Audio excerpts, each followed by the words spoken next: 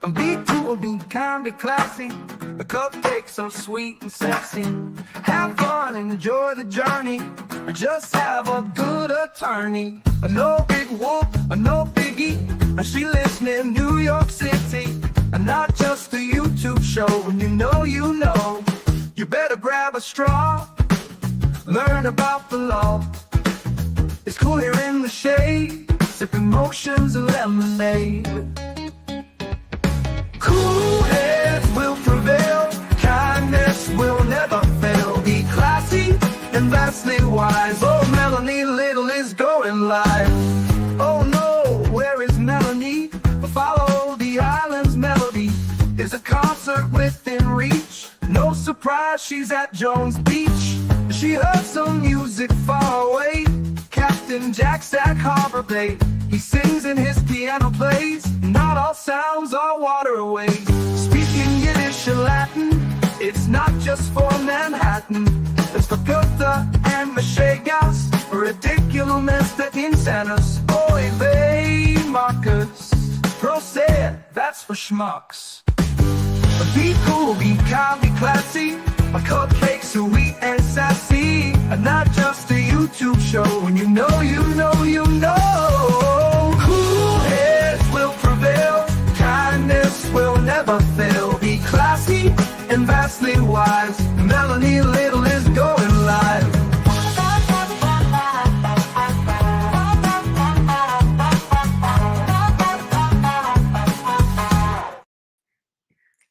Good morning. Good morning. Happy hump day. It's Wednesday, October 22nd, 2025. And wow, I mean, it just keeps giving. It's just the gift that keeps on giving. The, the state police union is hoping that them stepping away from Michael Proctor will close a deeply embarrassing chapter in state police history, said Union President Brian Williams in a statement. I mean, what did this guy not realize that he was going to be the fall guy? Did he not realize that he was going to be the fall guy? I was on Howie Carr yesterday for the first time. It was kind of last minute at 3:00. Did anybody hear me on Howie Carr yesterday? I guess we'll play it. Here's the cover of the Herald today. Hanging his head in shame. I don't know, something just started playing. Oh, hanging his head in shame, Proctor folds, disgraced ex-statey. Disgraced ex-statey gives up fight for job. There it is. I mean, did he ever think that he would be on the cover of the Herald? I don't think it's the first time. I was on Billy Bush in the morning yesterday and Howie Carr in the afternoon yesterday, and then time just got away, and I never had time to do my own show. So I did two today. I did one before on Oklahoma, just before this one, and now we're going back to Massachusetts. Did he parachute himself into this case? Did he? Why? Why was he willing to give everything up? His livelihood, his bread and butter, his career, his family, his integrity, his worth. For what? For what? What do you think is going to be in the treasure trove of hundreds of thousands of items? That's what the Commonwealth said in its papers. It wasn't just thousands of items, hundreds of thousands of items in his phone going all the way back to 2013. Mastad, there it is. The fact that his unions so vocally distance themselves from Proctor says a lot. Police unions protect cops that literally shoot people. Yeah, and taser them to death and crush them to death.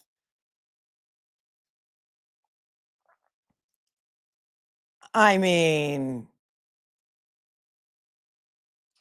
the police union has run away from him. Run away. And I guess that's why Daniel Moynihan, his attorney, filed his notice of withdrawal, because the state police union was like, yeah, we're not paying for this.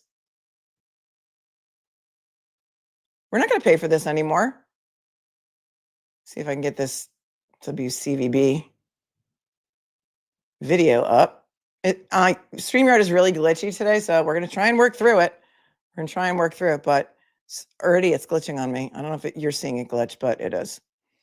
Here's WCVB from yesterday, and I think this was after it broke that the union was backing away.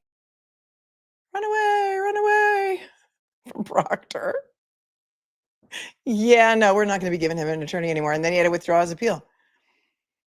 This was a surprise move, and some suggest it has a lot to do with what was found on his phone. With this letter over the weekend, former state trooper Michael Proctor abruptly dropped his bid to get his job back. He was fired after crude and offensive texts he wrote about Karen Reed surfaced during her first murder trial. She's a whack job. Yes, she's a babe.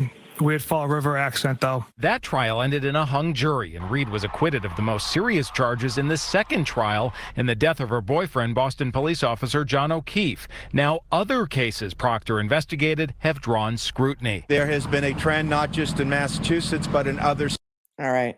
How many times did we watch Joe Krowski talk about what a great guy Proctor was on Court TV?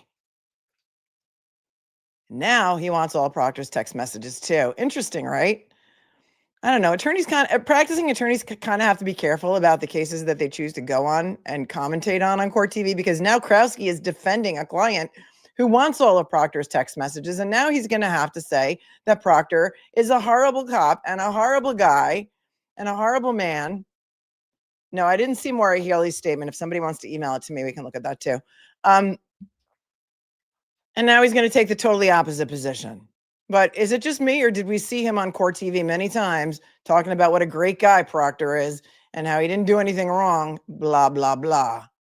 Not going to play well for his current client in Norfolk County. There has been a trend not just in Massachusetts, but in other states to make alleged misconduct, potential misconduct on unrelated matters, not only discoverable, but also admissible in trials that touched other defendants. Joseph Krowski represents defendants in other cases Proctor investigated and says key rulings could help his clients. The implication, of course, is there is information in that material that is exculpatory or potentially exculpatory to the defendants. The union that represented Proctor suggests his cell phone is at the center of his latest move, saying, following the discovery of new evidence from Michael Proctor's cell phone, the State Police Association of Massachusetts Executive Board unanimously voted to sever all support for his appeal. We hope this decisive move closes a deeply embarrassing chapter in state police history.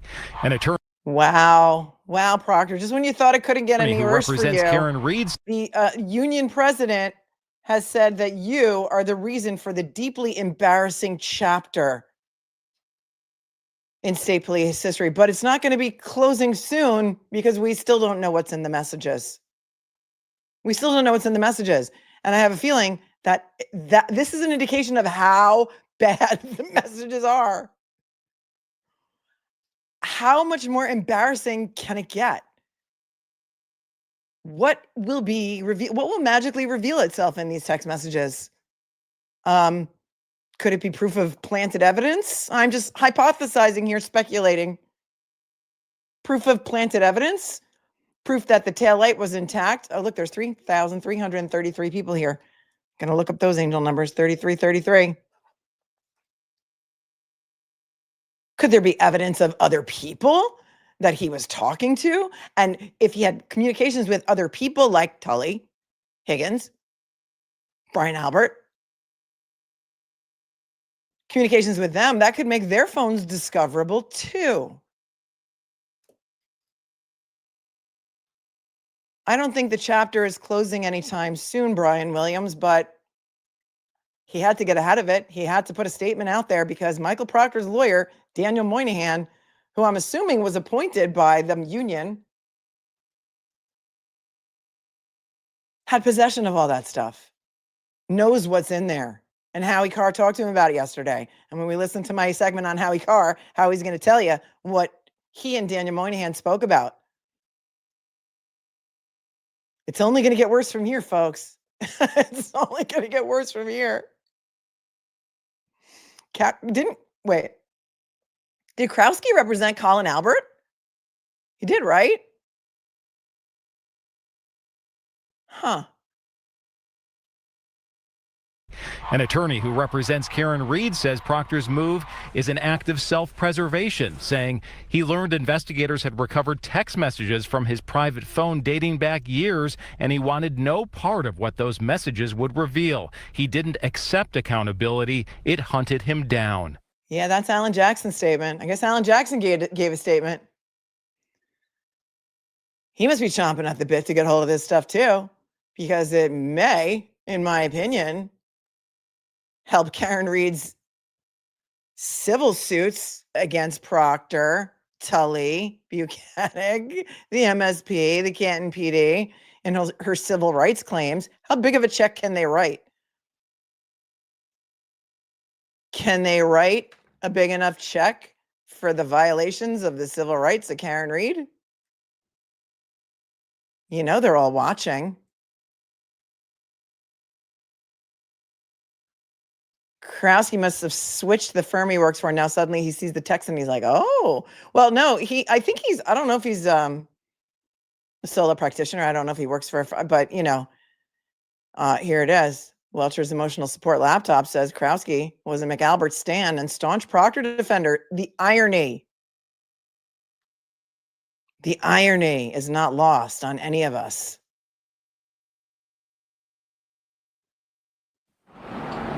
Now, we have reached out to Proctor and his attorney, but they're not commenting on these latest developments. We're live in Dedham tonight. John Atwater, WCVB News Center 5. Yeah, the latest developments. That was from yesterday evening. So that story broke, I don't know, I think like around 5 in time for the 5 p.m. news. Hold on. Stop. Make it stop.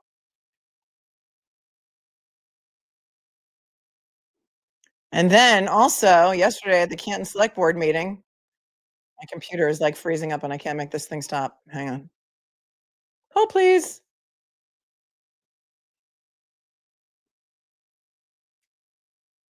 Goodbye. Did anybody see what happened yesterday at the Canton Select Board meeting? For those of you who don't know, Chris Albert is a town selectman in Canton. And there was a meeting yesterday, and Brenda Sweeney is a queen. So take a look at this. Shout out to Young Jerks for publishing this. There was hardly anybody at the meeting, but Brenda Sweeney is going to be the first one to get up and give public comments. There's like 4 people. All right. She's a queen. Shout out to Young Jerks. Here's Chris Albert on the left. Okay. This is him. Let me enlarge him for you. There he is. Right there. He's got no shame. He's just showing up, doing his job, collecting the paycheck. And listen to what Brenda Sweeney had to say. She's the first person up. Everybody, welcome to the October 21st, 2025 Select Board meeting at Memorial Hall, 801 Washington Street, Canton, Mass, in the Sala Meeting Room, the time being 7 o'clock. Just a note to everybody, this meeting is being recorded by Canton Community Television, and it can be viewed at later dates. First on the agenda will be public. Look how few people are there. 1, 2, 3, 4, 5, 6, 7, 8 people. It's empty. Here comes Brenda, first up. Comment period, and I just have to read a statement prior to that. Public comment of this meeting is an opportunity to listen to residents' feedback and concerns. However, it is not meant to be a question and answer format. There'll be no response to any public comment when presented. The public comment portion of the meeting is limited to 15 minutes total and up to 3 minutes per speaker. Those that wish to speak should stand at the microphone and wait to be recognized by the chair. Please state your name and town you live in. Your address is not required. I would ask all members of the audience to please be respectful of each speaker as well as each other. Anyone that does not wish to speak or unable to do so due to time limit may submit their comments in writing for the board's review and consideration. That being said, we'll start the public comment at 7:01. Hello. Brenda Sweeney, Canton. My opinion. Hold on, I'm gonna zoom in on her because she deserves it. She deserves like full screen, tight shot. I can boost the volume on YouTube a little bit if you need me to, but let me know if you can hear her well enough. Chris Albert. Hello. Brenda Sweeney, Canton, my opinion. I'm here tonight to talk to our local murderers' little helpers. Not the little yellow pill the Rolling Stones sang about, but the actual people that helped the murderers after that horrific event that stole the life of Officer John O'Keefe. I'm curious, what's your exit strategy? Our local murderers thought they'd be successful, but they're having issues. They've had to constantly tweak their own exit strategy. But what's the exit strategy for you little helpers? In the beginning, you were like a carry-on bag that they were happy to have by their side. But as more information comes out, they'll get desperate and change their focus to family. You extra bags will get too heavy. They won't be able to carry you too. When push comes to shove, they won't hesitate. The rats will desert the sinking ship and you'll be on your own. If that rumor about the 4 a.m. radio dispatch call is true, it would have been a snowplow accident and dumped right in Lucky's lap. But a cracked taillight showed up and they thought they found a patsy, so they pivoted. It'd be easy to pin it on the girl. She won't stand a chance. They needed your help to sell it in town once the deed was done. They had the chief, the DA, and his state troopers lined up. Piece of cake, this girl's toast. They assured you they'd owe you big time when all was said and done. So you drank the Kool-Aid. But Karen Reed refused to bow down. Then the FBI showed up. Sergeant Barros and Lucky Loughran showed us the meaning of integrity. And now, good old Mikey Proctor's had 12 years of text messages pulled from the cloud. I wonder if you little helpers are mentioned in those messages. It doesn't matter that you didn't commit the murder. It's a conspiracy. You'll all be charged. So where does that leave you little helpers? Will you be able to call in that favor the murderers promised? Will they help you at the Moakley courthouse? Pay your lawyer? Will they take care of your family? Feed them, clothe them, pay the mortgage while you're being fitted for an orange jumpsuit? Will your kids have to change their name and move out of state to be spared the shame? The murderers never thought twice about John, and Karen was simply a means to an end. Are you little helpers the patsies now? Or have you figured out your own exit strategy? You know these murderers will sink the bags to save themselves. Then you little helpers will be toast. Soggy toast at that. Wonder if somebody's already Googled house long to sink bags.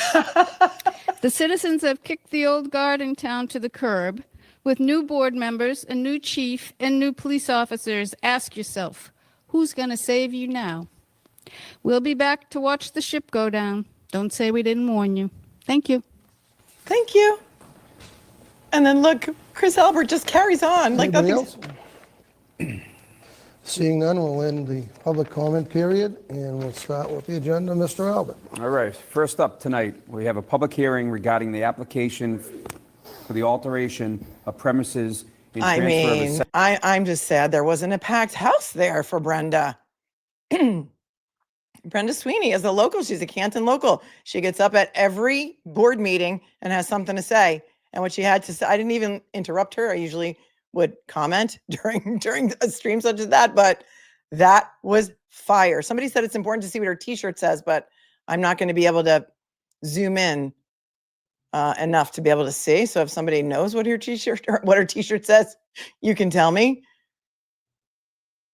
But that's amazing. She's a Rolling Stones fan. Yeah, she did. Mother's Little Helper. She talked about Mother's Little Helper. But is it witness intimidation? Yeah. We are her packed house. We are. And give Young Jerks a like and a sub for broadcasting that. And that was gold. Because there's 4,842 people watching it right now. Should we watch it again? I almost feel like it deserves a second watching. It was so good. Carry-on baggage. Patsy. Lucky. I mean, we got to hear that one more time, right? I think we got to hear it again because we didn't get all the juicy nuggets right away. Let's listen to it again. Let's give her one more time. Go, Brenda. Go, Brenda. It's your birthday. It's your birthday. And they're not allowed to say anything back to her. That's the rules at the Canton Town Select Board meeting. And here we go. Encore. And the way they just pretended it didn't happen. Yep. Brenda is a legend in the FKR movement, says Patty. Yes, yes, yes, she is. Here we go. One more time. I'm here tonight to talk to Brenda Sweeney, Canton, my opinion. I'm here tonight to talk to our local murderers' little helpers. Not the little yellow pill the Rolling Stones sang about, but the actual people that helped the murderers after that horrific event that stole the life of Officer John O'Keefe. I'm curious, what's your exit strategy? Our local murderers thought they'd be successful, but they're having issues. They've had to constantly... Okay, so what other little helpers do you think she's talking about? Obviously Chris Albert, because he's sitting up there. But what other little helpers do you think she's talking about? And also, I want to know about this 4 a.m. dispatch call, because there was some buzz about a 4 a.m. dispatch call. And that was never brought out at trial. And so there's a lot of people who don't know about it. So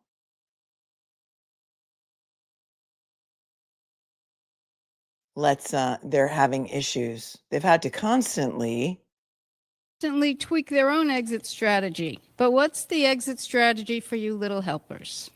In the beginning, you were like a carry-on bag that they were happy to have by their side. But as more information comes out, they'll get desperate and change their focus to family. You extra bags will get too heavy. They won't be able to carry you too. When push comes to shove, they won't hesitate. The rats will desert the sinking ship and you'll be on your own. The rats. If that rumor about the 4 a.m. radio dispatch call is true, it would have been a snowplow accident and dumped right in Lucky's lap. But a cracked taillight showed up and they... Peter Murphy swears there's a 4 a.m. dispatch call, but I don't remember what the dispatch call was about.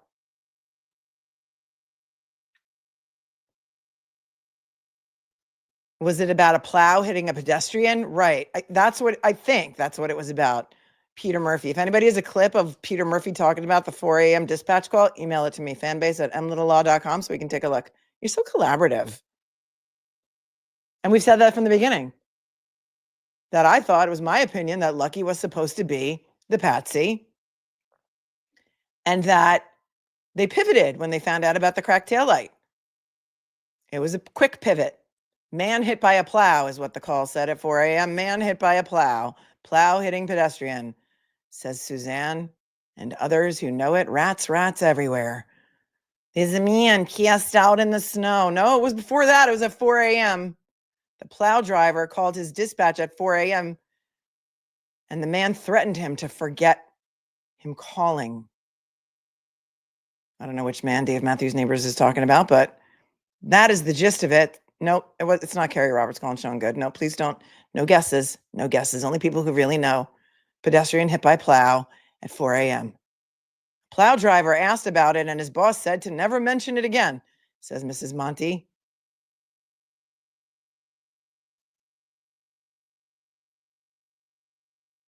And that's what I said the first time Lucky got up on the stand, and he was so genuine, and I found him to be very credible. And I said, can you just imagine? Lucky was originally supposed to be the fall guy. And maybe when they found out about the cracked taillight, they were like, oh, let's pin it on the girl. And it's going to be really interesting to see what's in Proctor's phone about the taillight. If there was any discussion about the taillight with other people, it may implicate a lot of other people.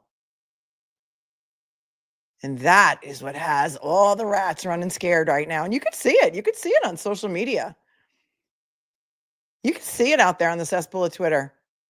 They're coming for me. They're coming for a lot of other people that have nothing to do with Proctor's phone, because the idea is to distract you from what is going to be found in Proctor's phone, because his attorneys know about it. The union knows about it. They're embarrassed by it. They told us that in their public statement. And it's only going to get worse from here. Let's listen to Brenda some more. Thought they found a patsy, so they pivoted.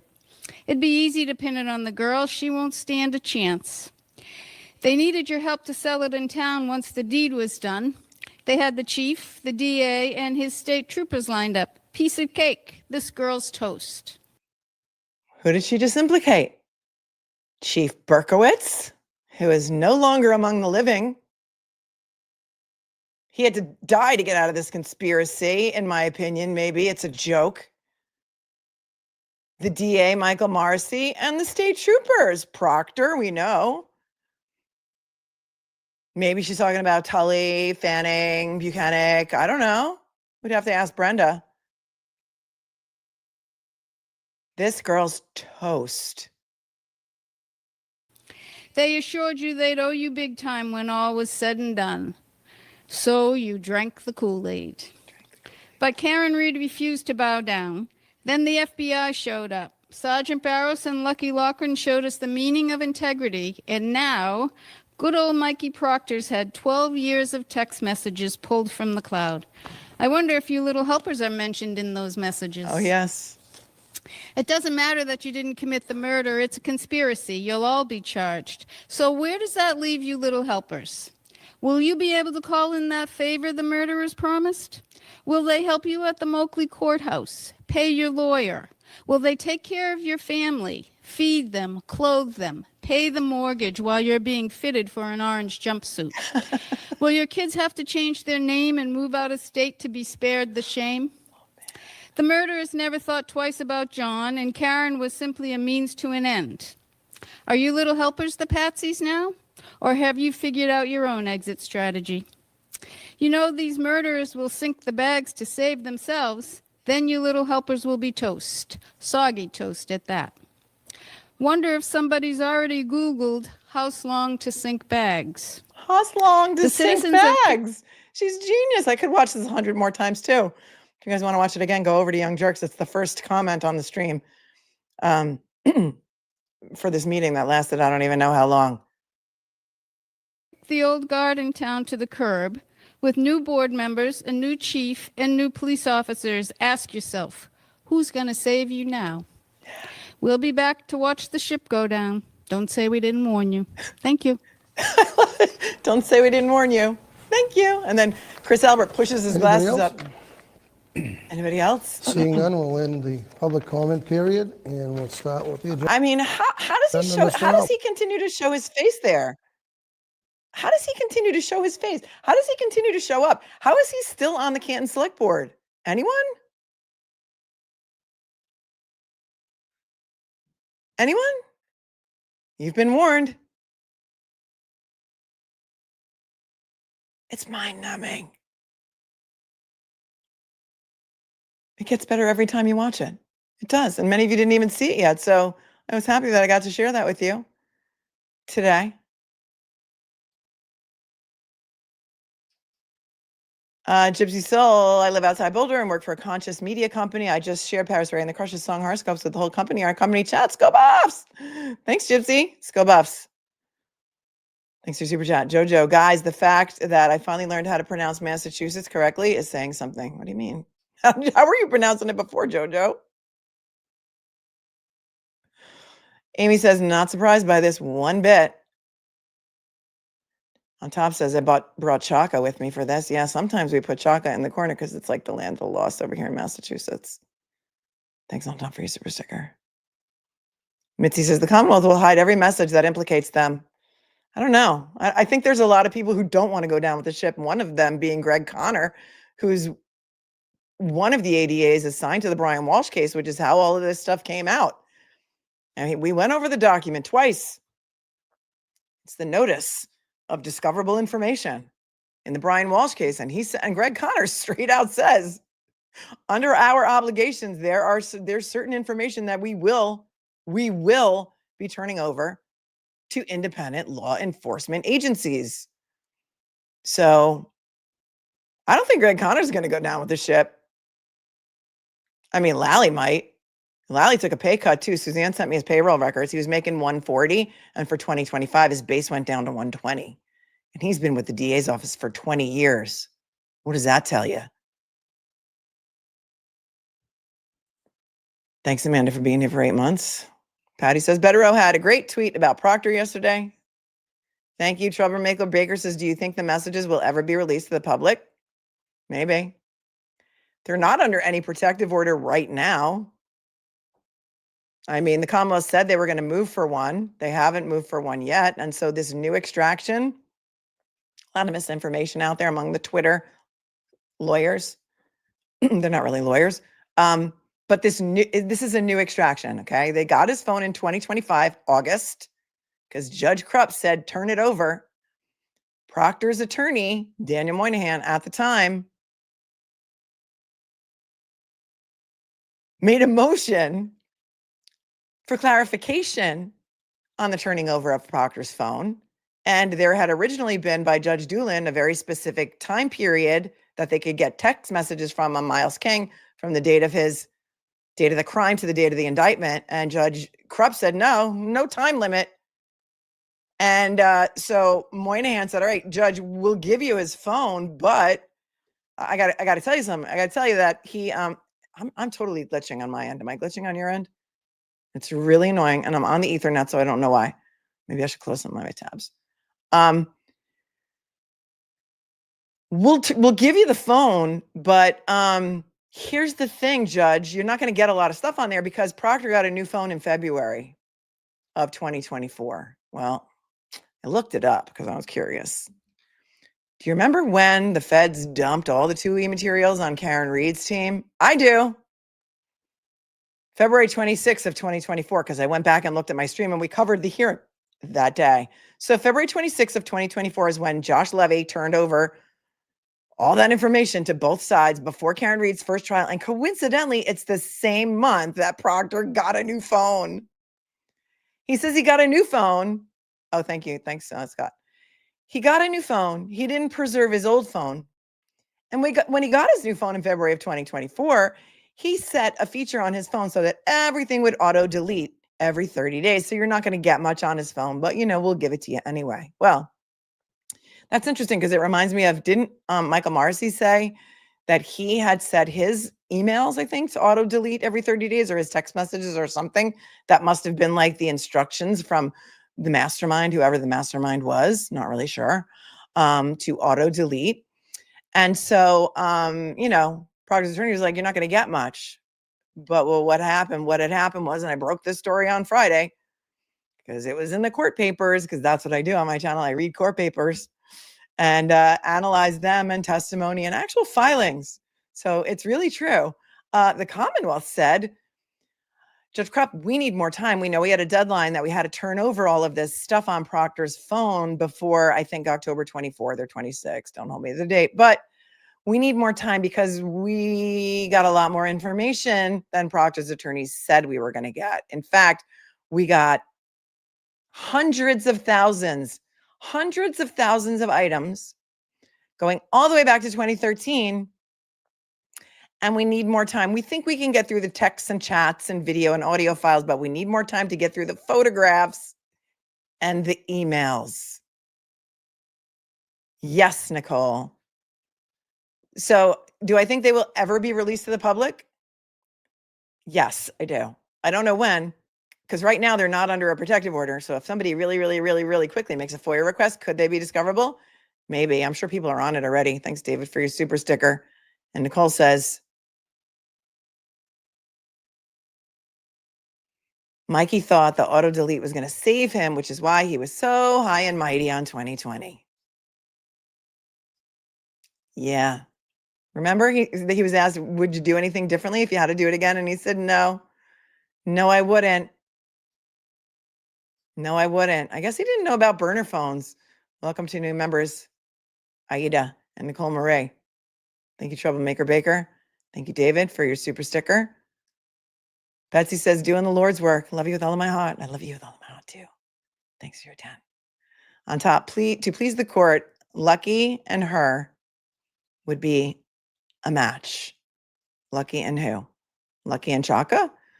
Bridget says, 4 a.m. call, body in the snow, hit by a plow. Yeah, but not Jen McCabe's call, though. It was a different call. Somebody emailed me the Peter Murphy stream, so we may take a look at that in a minute. Thanks, Bridget.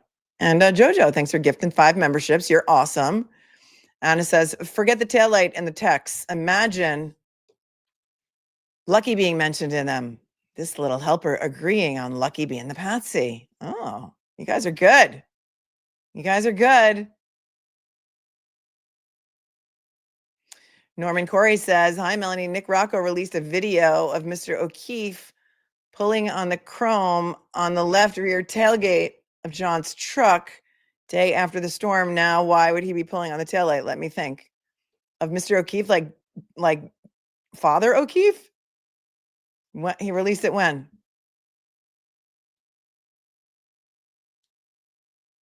Like a long time ago? Thanks for your time. I haven't seen it. Nobody sent that to me. I don't know anything about that. Denise Go Blue says Brendan's being Brenda. Sweats now available for purchase. I do not remember the channel. I saw it offered the sweatshirt. Brendan's being Brenda. Thank you, Denise. Vet Girl, howdy. How many phones did these jokers actually have? Sinking and fast, in my opinion. Well, I guess he had a work one and a personal one, because they eventually, I think, got them both. But were there burners too? I don't know. Lamasu says, I aired. They changed their site. Lally's. Oh, so he is making 149K now? Oh, all right. Thanks for correcting that. So his base is now 149. I'm blaming the pain meds passing multiple kidney stones right now. Oh my God, that's really painful. It's really painful. But the document that you sent me, I thought said it was 120. All right. So he got a little tiny bit of a raise, a little tiny bit. So his base is 149. He's been a lawyer for 20 years. That's like lunch money in Massachusetts. You can't live on that. I know a lot of people want to volunteer to go through the phone dump.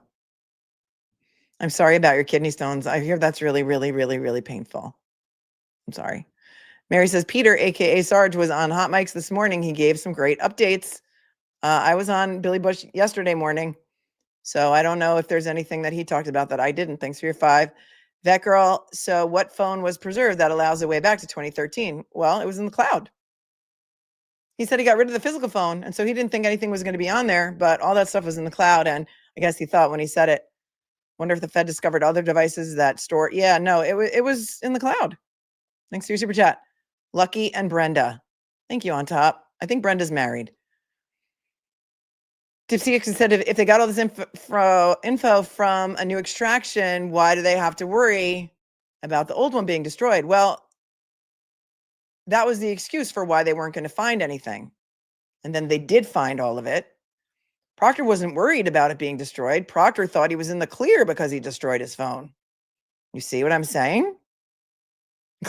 Cloudy with a chance of dumbass. The cloud is forever. Brenda is married to Dennis Sweeney.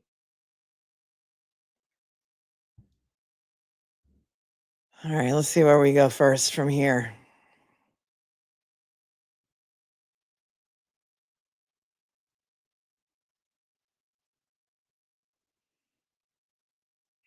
All right, well, we've got the answer on Karen's civil case. We're going to be here for a while. We've got that. We've got Howie Carr's article from today.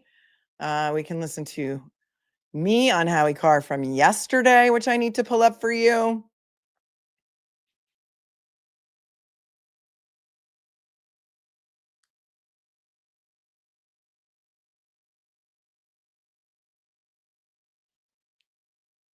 But in the meantime, hold on for 1 second. I got to take this call because it's a doctor office. Hold on.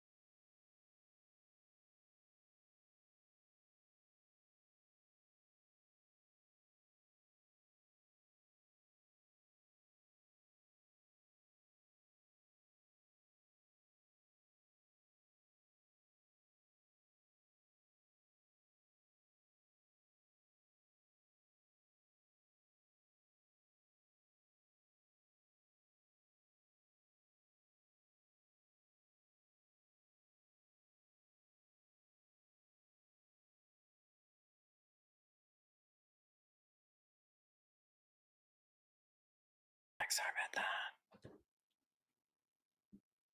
If you don't change numbers, I had to take a call that I was expecting that came at the wrong time, but here I am. No worries. Things are getting interesting. Things are getting interesting. Yes, Kelsey has hired. Kelsey has actually filed a notice of appeal to the appellate court. It's just a notice of appeal to say that she intends to appeal, and the papers are going to be due within the next 14 days. So we don't have those yet. But let us take a look at Howie Carr's article from yesterday. First up, so that I can then close some of these windows that are causing me to glitch. Because I mean, who doesn't need a little Howie Carr? Who doesn't need a little Howie Carr? And this is from this morning's Boston Herald. Howie Carr, Proctor cut his own throat with toxic texts.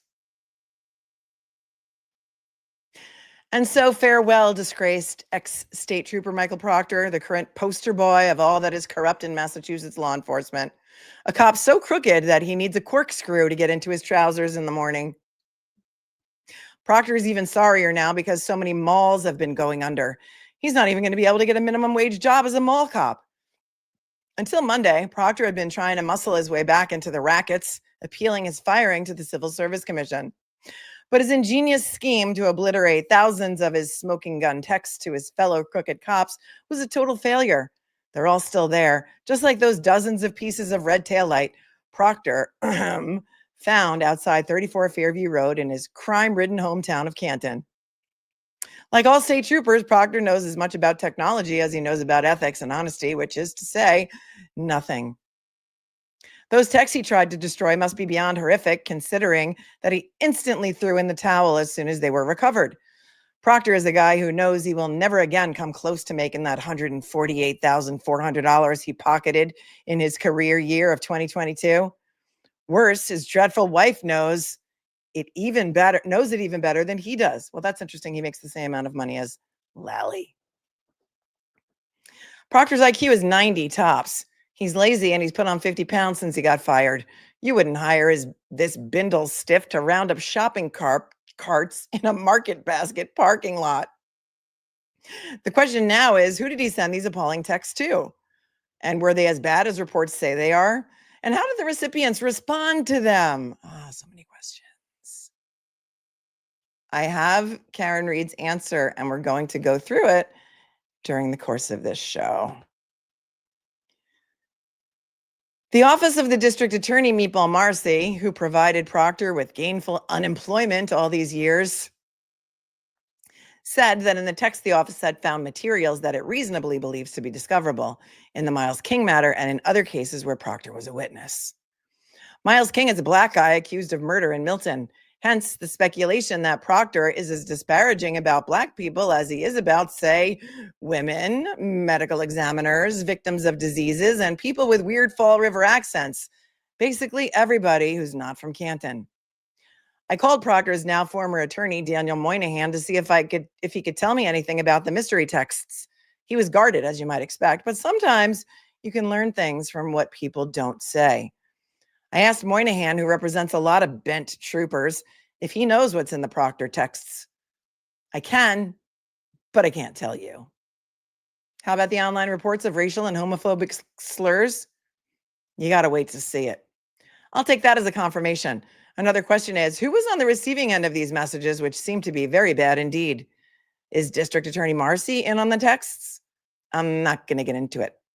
How about Proctor's superior, Sergeant Uri Buchanan? I didn't see it. Damn, that's a disappointment. Another of my recent daily chores has been calling the state police, trying to find out where the pidgin English-speaking Ukrainian thug has been rehomed since his removal from Meatball's detective unit, and the detective is in quotes, after Karen Reed's second acquittal on murder charges last June. Buchanan's demotion to GHQ in Framingham was supposed to be temporary, so I've been wondering how far away the brass would exile the knuckle-dragging former chief of the MSP's elite rubber ducky detail. When the phone didn't ring, I knew it was the new conehead colonel getting back to me. Generally speaking, the worse a cop behaves, the more glowing his job evaluations. Zip Connolly, a mob hitman who claimed to be an FBI agent, was glowingly described by his drunken boss as an example of us all. Sadly, that was true. Zip was an example to them all, or at least to the 6 of Boston G-men who were also taking cash payoffs from the mob. Then there was Proctor, a trooper's trooper, you might say. He got drunk with his thug cop Canton buddy and then drove around legless in his cruiser while the Canton cop was so wasted he lost his badge. He didn't bother to interview persons of interest if they were cops, especially if they were the brother of the cop he'd get loaded with. Professional courtesy, Canton style. If a potential witness had any evidence that might disrupt the ongoing frame-up of Karen Reed, Proctor made sure to give them a good leave-in alone, too. Ring camera video. Proctor didn't need no stinking ring camera video. He'd already pinned it on the girl, Karen Reed. Even the Boston Police Department had already issued a press statement written by still another shady cop from Canton, declaring Karen Reed guilty as charged. No presumptions of innocence in Norfolk County. Proctor didn't even bother to observe basic chains of custody, leaving evidence in his car for months at a time. But he was very good at finding pieces of broken taillight, days, even weeks after the alleged accident. And the pieces he found just kept getting bigger and bigger, just like the lies all the Canton hillbillies were telling the FBI. Karen Reed's attorney, Alan Jackson, issued a statement after Proctor threw in the towel on Monday. Michael Proctor's sudden withdrawal of his appeal wasn't an act of humility. It was self-preservation. He learned investigators have recovered text messages from his private phone dating back years, and he wanted no part of what those text messages would reveal. He didn't accept accountability. It hunted him down. And as Colonel Noble has admitted, the years-long corruption is systemic. Yes, it is. At the initial Civil Service Commission hearing for Proctor, Moynihan described his client as an exemplary trooper. I asked him if Moynihan still stood by that statement. Yes, I do, he said. He worked 12 years, not one complaint against him. He rose up to detective. I asked how Michael Proctor is adjusting to the end of his career, such as it was. I haven't talked to him lately, Moynihan said, but I'm sure he's not taking it well. Karma, baby, karma. Don't do the crime if you can't do the time. Order Howie's new book, Mass Corruption Volume 1, The Cops, at howiecarrshow.com/store. So that's interesting. This was just yesterday when Howie spoke with Daniel Moynihan, and he said, I haven't talked to him lately, but I'm sure he's not taking it well. Well, he must have talked to him on Saturday, because Saturday was the day that Michael Proctor signed the discontinuance. So there's that. Masthead has already pre-ordered Howie's book. He's already pre-ordered it because he's so ready. Josh says the feds never physically extracted his phone. They got his texts from his provider. Norfolk County DA extracted his phone. Proctor found out the feds had texts at the grand jury, right? But remember, when the feds turned that over, it was February 2024. So they only had stuff up to February of 2024.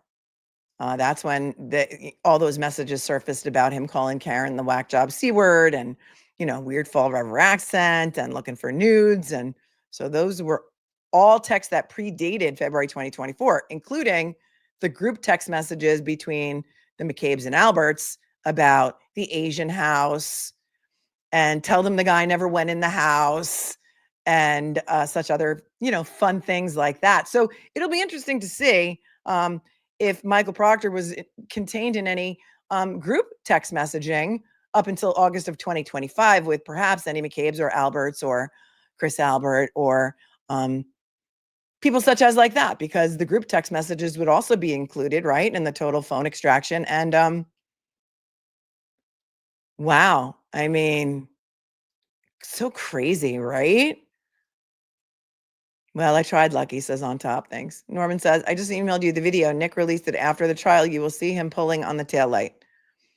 Thank you, Norman. I don't know if I'm going to play that because I haven't seen it and I don't want to I want to watch it first.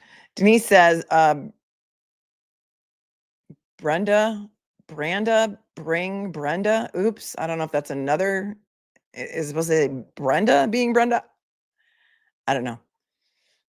Thanks, Denise. Helene says, do we know when the text will be released publicly? No, we do not. Not yet. Stay tuned. Stay tuned. Thanks, Jojo, for your super sticker. I mean, I don't know. Maybe it was a DocuSign. Maybe he didn't talk to him. Maybe it was like a DocuSign.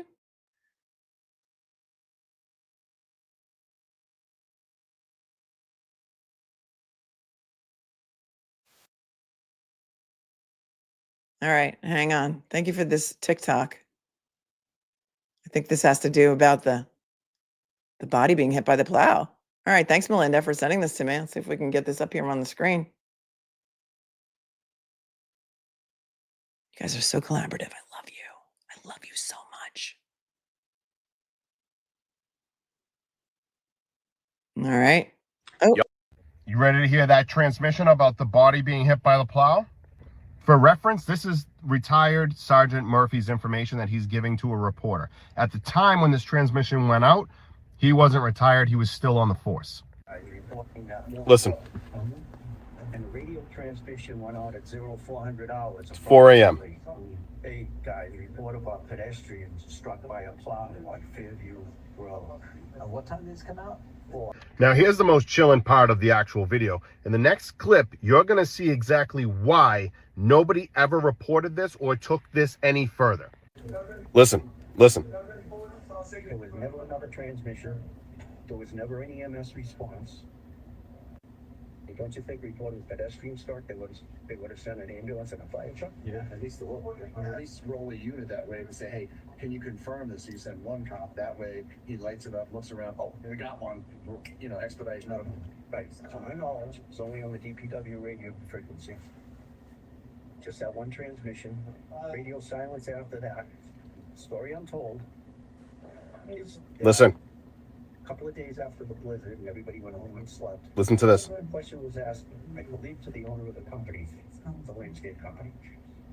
Hey, Brian, whatever happened to that radio transmission? Right here.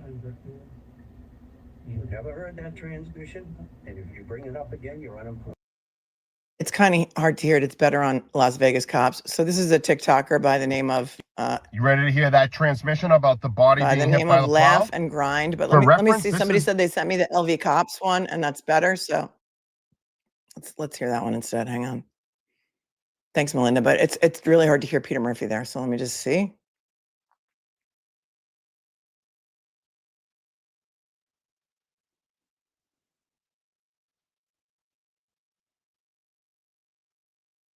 LV Cops are cool with it. All right. So, but this is 42 minutes. Where is it in the stream? Hold on. Let me just see if I can find it.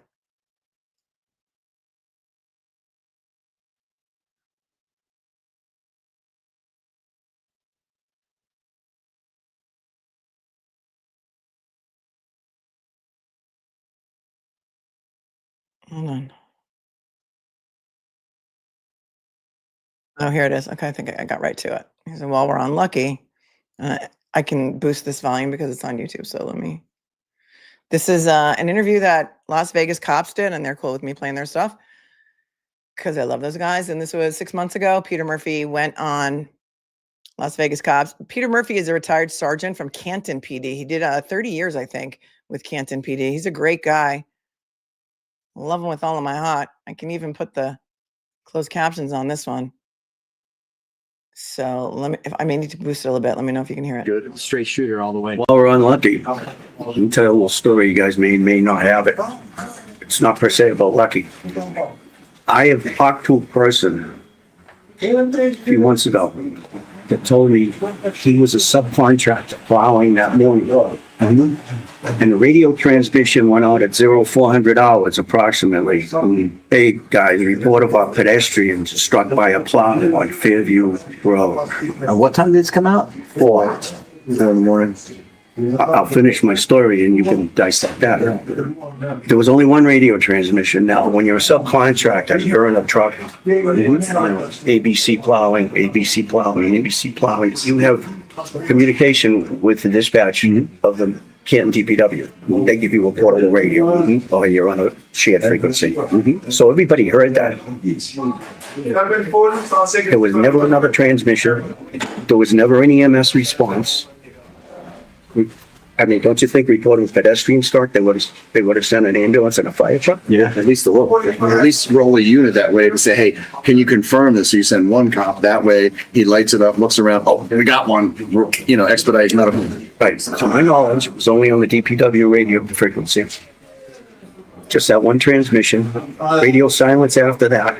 And the story I'm told is that a couple of days after the blizzard and everybody went home and slept, The question was asked, I believe, to the owner of the company, the landscape company. Hey, Brian, whatever happened to that radio transmission? You never heard that transmission? And if you bring it up again, you're unemployed. Wow. How does it work? So is that the recorded line? That radio? I don't know whether they have it or not. I don't know. I'm assuming if it was recorded, they got rid of it. Right. Well, If they came over the radio station, radio frequency, they would have recorded. Somebody might have recorded it, but that'd be hard to locate. Yeah. Especially if The fire department might monitor the TPW transmissions in a big storm. see everything that we say on the radio, everything is recorded, 100%, and all the times. So there's no way you could say, "Oh, I didn't say that." Oh, let's pull it up, and dispatch is not going to erase it. Even if you Maybe your dispatch is. yeah, well, you'd have to. That would be dangerous because everybody would be fired. So you'd have to be real tight with that dispatcher. And even then, I don't know if they can pull it. I don't think they can. I don't think dispatch has that power. They don't. In Vegas, once it's recorded, it goes to a separate hub. Nobody can get to it. You know what I mean? It's got to be like the FBI or something, because that way we have full transparency. Look, we can't. It's like our body cams. We can't change them. We can't delete. We can't do anything. We can watch it, but that's it. And even the supervisors can't do anything to it. They can just watch it. And my comment to that, what you've just said is, and I've heard it since we sat down here, is that it obviously sounds like the culture, the mindset of your department, going back several chiefs and administrations, has been real law enforcement, as opposed to just wing it, which I was told by a prior chief. We had a 60% firearms failure rate on range. We had the old wheel guns, the 357. Smith and Wesson. So that is the portion in which he talks about that 4 a.m. transmission where the plow driver was warned, you never heard that transmission, and if you bring it up again, you're unemployed. Shout out to Las Vegas cops. I'll link the full video below, the full interview with Peter Murphy below, so that you guys can go listen to that in full later if you like. But yep, all the pieces may be starting to fall together. Let's listen to yesterday's Howie Carr, because I was on there. So because a lot of you missed it or don't have it, or you may not be able to get it or know where you can get it. And here it is.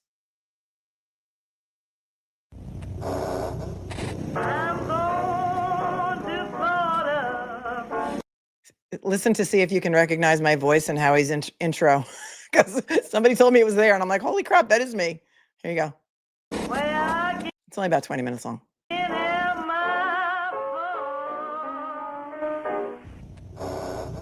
Howie Carr, a Boston Herald columnist and radio hitman. Howie Carr is a columnist for the Boston Herald as well as a radio talk show host who has been a thorn in the side of Whitey Bulger and his gang for 20 years. I was referred to today as 1970s Boston. Howie is sort of an insidious force in this area. Nothing gets you going in the morning like a good cup of Joe and a little Howie Carr, right? Hey, Paperboy. It comes from the tabloid talk show stuff in Boston, and it was concocted there. Live from sunny Florida, Mar-a-Lago, it's Howie Carr. Welcome to the Howie Carr Show.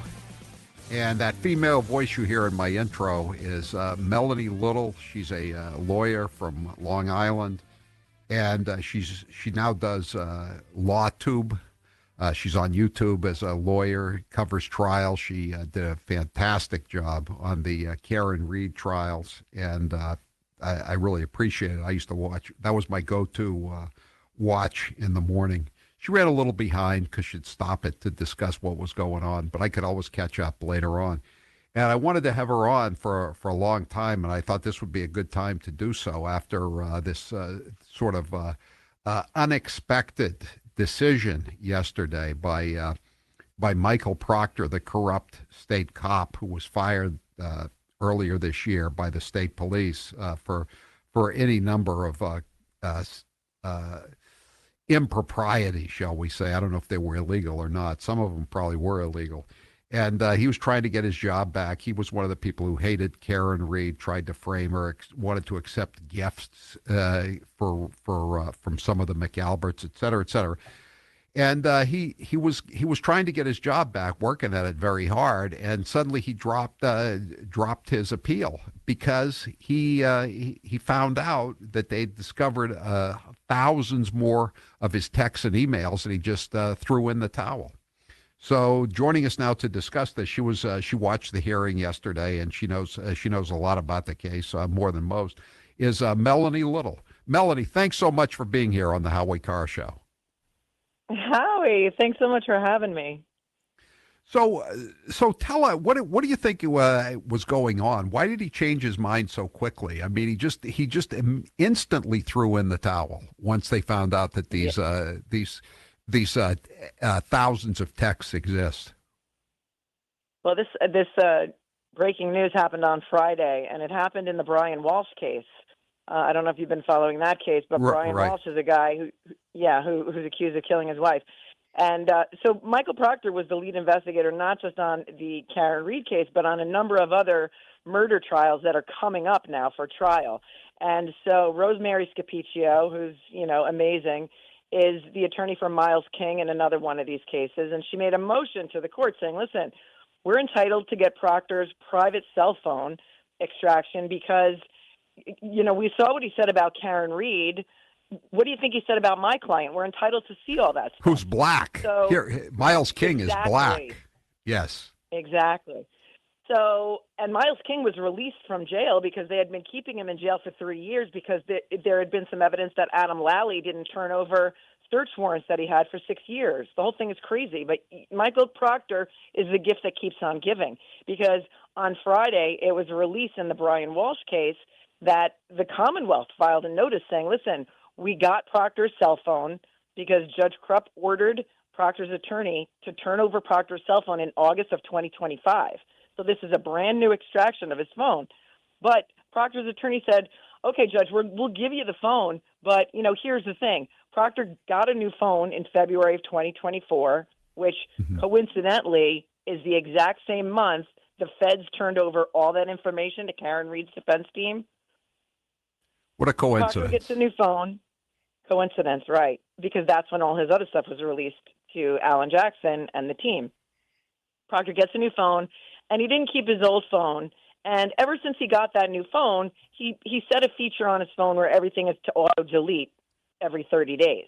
Like Mike Morrissey does, yeah. And he also he gets rid of the old phone. That's a Canton thing. Like Brian Higgins did, like Brian Albert did. They got rid of their phones. I have a hard time hearing you. Okay. Yeah. Can you hear me? Yeah, they got rid of their phones. So this is what they do in Canton. If you're a cop and you got problems, you get rid of the phone. Yeah, he didn't. He thought it'd be fine. Right, like the whole Higgins thing. So he said, all right, we'll give you the phone, but you're really not going to get anything because you'll probably only get the last 30 days worth of information. Nothing's going to be relevant. Well, the Commonwealth did a total extraction of Proctor's phone, and not only did they get hundreds of thousands of items on the phone, it goes all the way back to 2013. So the Commonwealth said, listen, Judge, we know we have a deadline coming up. We're supposed to turn this stuff over by, I think, October 24th, but we need more time because we still have tons of photos and emails to get through. Photos? And it's explosive. That was photos and emails. They said, we will get the text messages and the chats done and, the audio no nudes files, so far. That famous line from Michael Proctor, no nudes so far. Maybe there were some nudes for other people, other women. And this is in the Brian Walsh case. His wife, Anna, her body's never been found. She's a gorgeous woman. Do you think it was the first time maybe they were looking for nudes in a phone? No, I do not. There's a picture of the taillight. Wow. It's going to be interesting. And so that was Friday, and then Saturday is when Proctor signed the discontinuance of his appeal, and then his attorney, Daniel Moynihan, just sort of filed an immediate withdrawal and was like, I'm out of here. I'm not representing Proctor anymore. Bye. Right. Well, I asked him this morning. I spoke to Daniel Moynihan this morning. I called him up. I really wasn't expecting a call back, but he did. And I said, so did you quit the case? And he said, no, I don't quit cases. We just made a determination that it was going nowhere.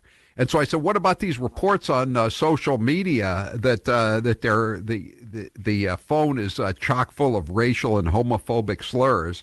To which he answered, "You got to wait and see it." Wow. I took that as a yes, Melody. I would take that as a yes, too. And not to mention something else that was in the filing on Friday.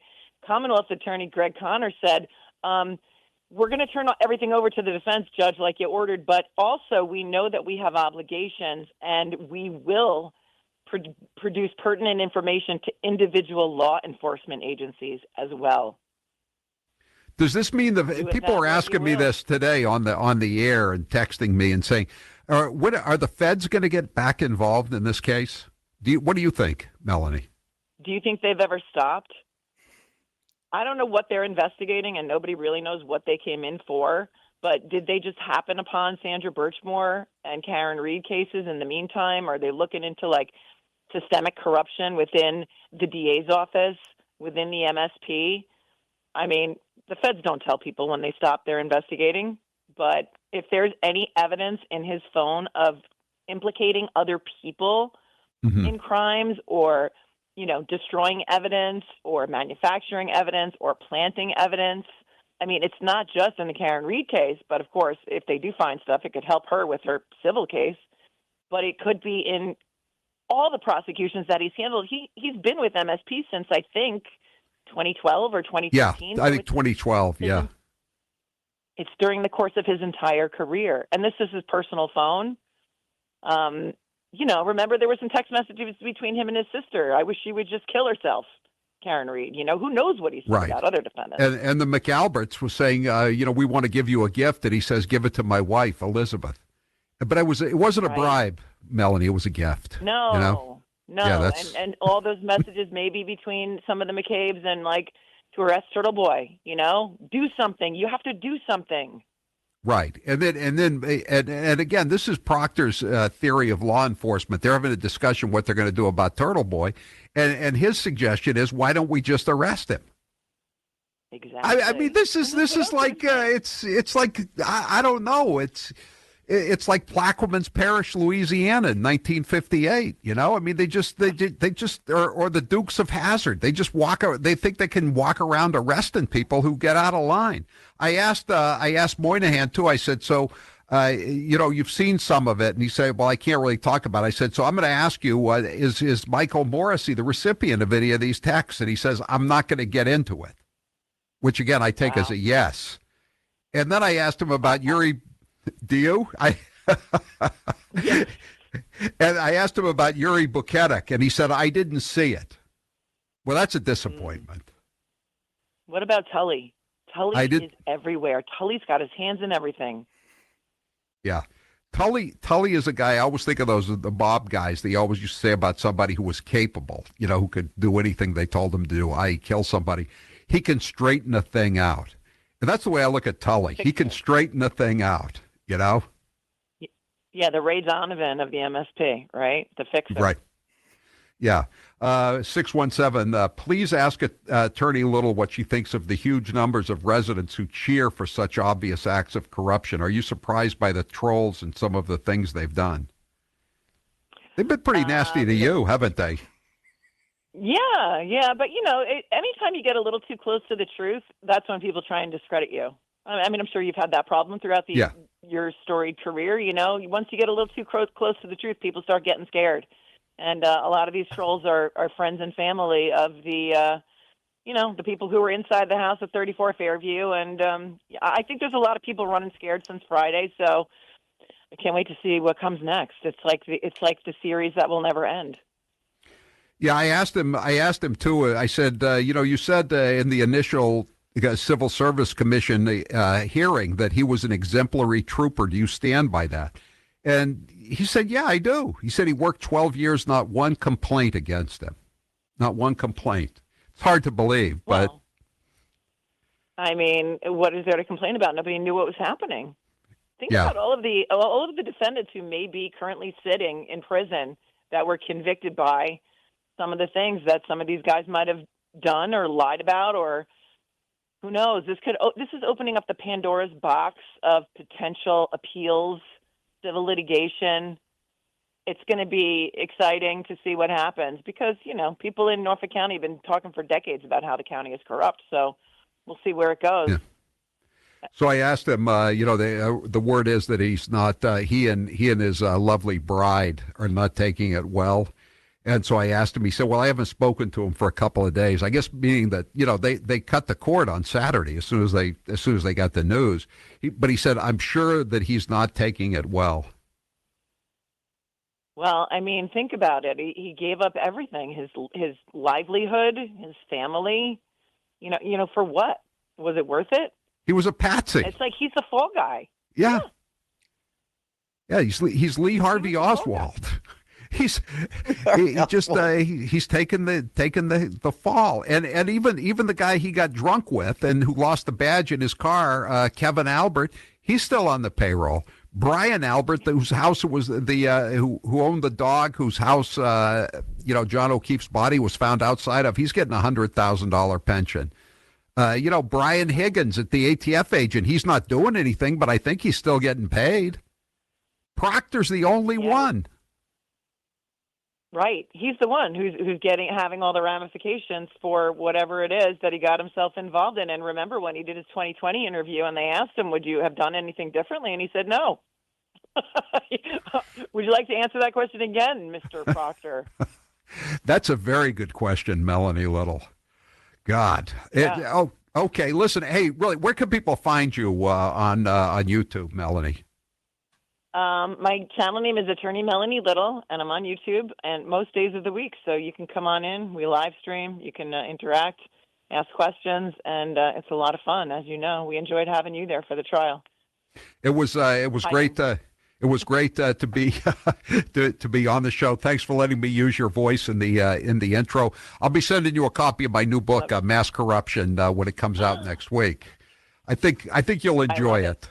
I think you'll enjoy it. Okay. I'm your book every chance I can get. All right. Thank you, Melanie Little. We'll have you on again. Thanks very much. That's Melanie Little. Check her out on YouTube.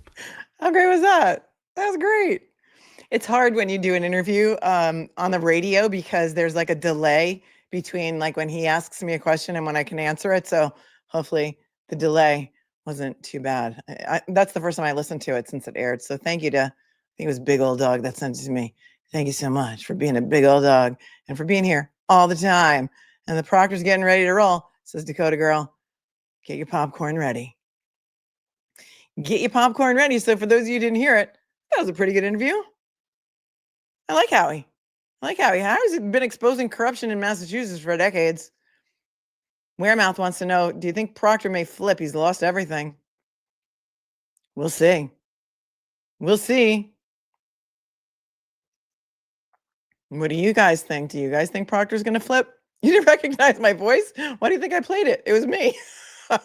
Oh, you mean my voice in his intro about a cup of Joe and a little Howie Carr in the morning? I think I had said that on one of the streams before we read the Howie Carr article, and he took it and he used it. And I was like, all right, Howie, I'll forgive you, but you owe me dinner. Do you think Proctor may flip? I don't know. It depends on how afraid he is of the people that he may be protecting, I guess, right? One in my pocket for you. Thanks for your 10th spot. Kyle says, part of my job was pulling radio and telephone recordings to prove up or FOIA. I had system admin level access and I couldn't have deleted them. Well, that's interesting. So are you saying you don't think that recording is deleted, that it's somewhere in a drawer? A girl says, Peter Murphy is the one that says that stuff's going down on the 24th, so something's being released. 24th is tomorrow. No. Friday. Today's the 22nd. Michael says, Melanie, if there was a 4 a.m. call to the police, wouldn't they also have the phone number that came from documented as well? And then Welcher's emotional support laptop said, Michael, it wasn't a call to the police. It was a call to plow drivers to be on the lookout because someone was hit by a plow on Fairview. Unclear who prompted that communication be made. So that would have been the Department of Public Works, right? On the radio. because they were all town trucks that were out that night. So I don't know who's in charge of that radio system. Stephanie says, thanks for entertaining me while I drive around, letting the anesthesia wear off of my 2.5-year-old little guy who had his adenoids out in ear tubes this morning. Oh, hope he feels better soon. Thanks, Stephanie. We're happy to entertain you.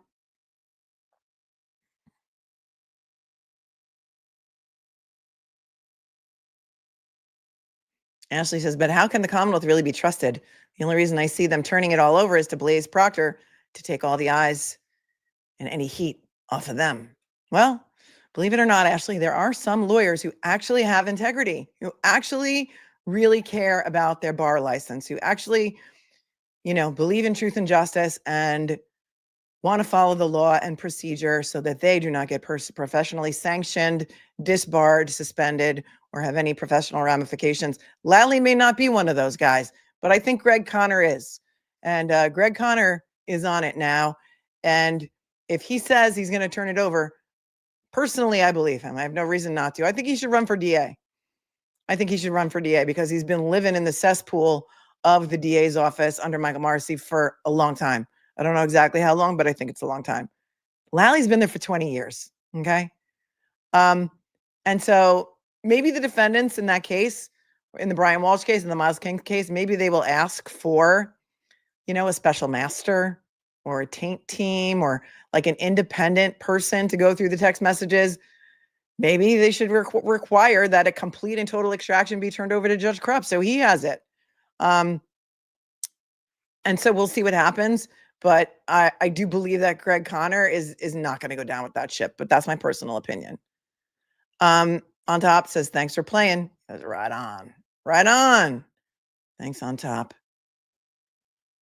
There's no escaping it, right? No escaping it. Well, we've got the answer on Karen's civil case if you guys want to go over that. Everyone smash the like button. I've also been notified tomorrow there's a Kelsey Fitzsimmons has a hearing tomorrow morning. I think it's at 8:30 in the morning.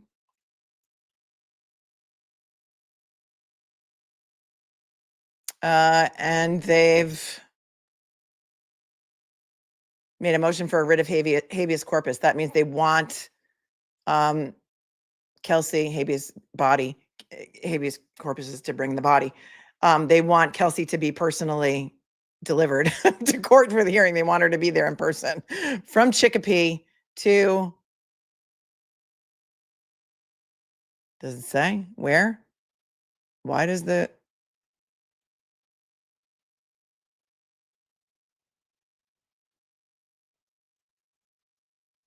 maybe they just want her on the phone. But it seems that they want her in person. But I think it's at the Family and Probate Court tomorrow, right? In Essex, Lawrence District. I'm sure people will be outside with signs. So if anybody in the chat knows, you can post where it's going to be. In case anybody else wants to go and support Kelsey Fitzsimmons.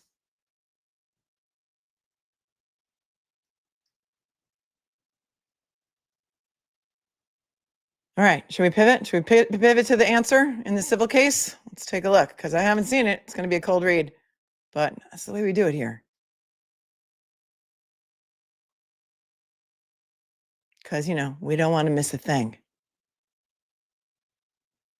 Lisa says, John Camo texted Chris after the meeting, asked him how the meeting went. Chris said Brenda being Brenda. Oh, so there's t-shirts that say Brenda being Brenda? Oh, got it. Got it. Yes, I'm going to be on with Samantha Benigno tonight at 8 p.m. That is true. That is true, Brett. I haven't even had a chance to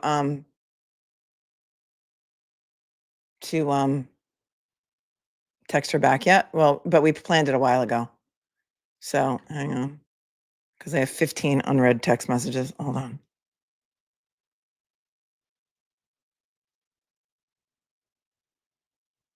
Hold on. One of my kids needs me. Hang on a second. Talk amongst yourselves for a second. I'll put the document up so you can take a look at that.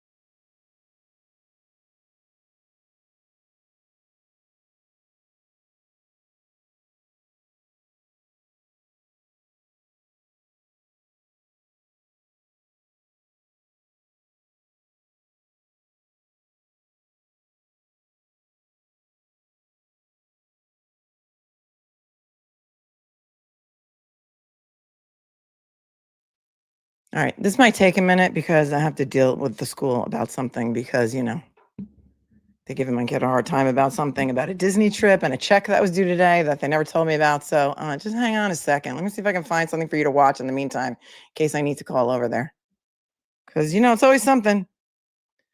It is always something. Let me entertain you. What do we have here? Let's see.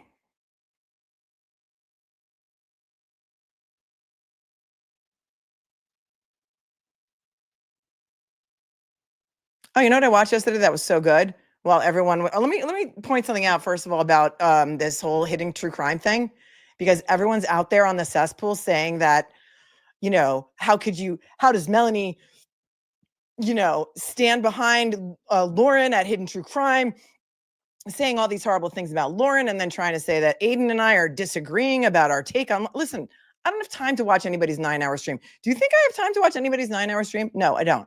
You know what I watched yesterday? Jennifer Aniston's 2.5-hour interview with Dax Shepard, because that is way more interesting to me than anybody's 9-hour stream who I don't know. So when I came out the other day and said that somebody asked me if I knew that she was being stalked into this 9-hour stream, I said, no, I didn't see it. I saw 5 minutes of it. She looked really upset. If she was stalked, that's a horrible thing. It's a horrible thing. And then I went on about what the people on Twitter that have done to me. And I went off about that, what the people on Twitter did to me and how they stalked me and the things they did to me, which you guys don't even know about because I don't talk about that. And so let me just make something very clear. I have no idea what happened to her. I do not have the time to look into it. I genuinely don't care because there are so many other things for me to cover that is not something that I would ever cover. And after I saw a picture with Jennifer Coffendorfer in it, I'm pretty sure you think I know. I'm pretty sure you know where I stand on Jennifer Coffendorfer. So there is about nothing that could be further from the truth. Stalking is bad. What they did to me was horrible. I don't know what happened to her. I don't have time to look into it. I don't care to look into it. It is never something that you will hear me talk about on my channel because there are other things that I am going to talk about. So that is it.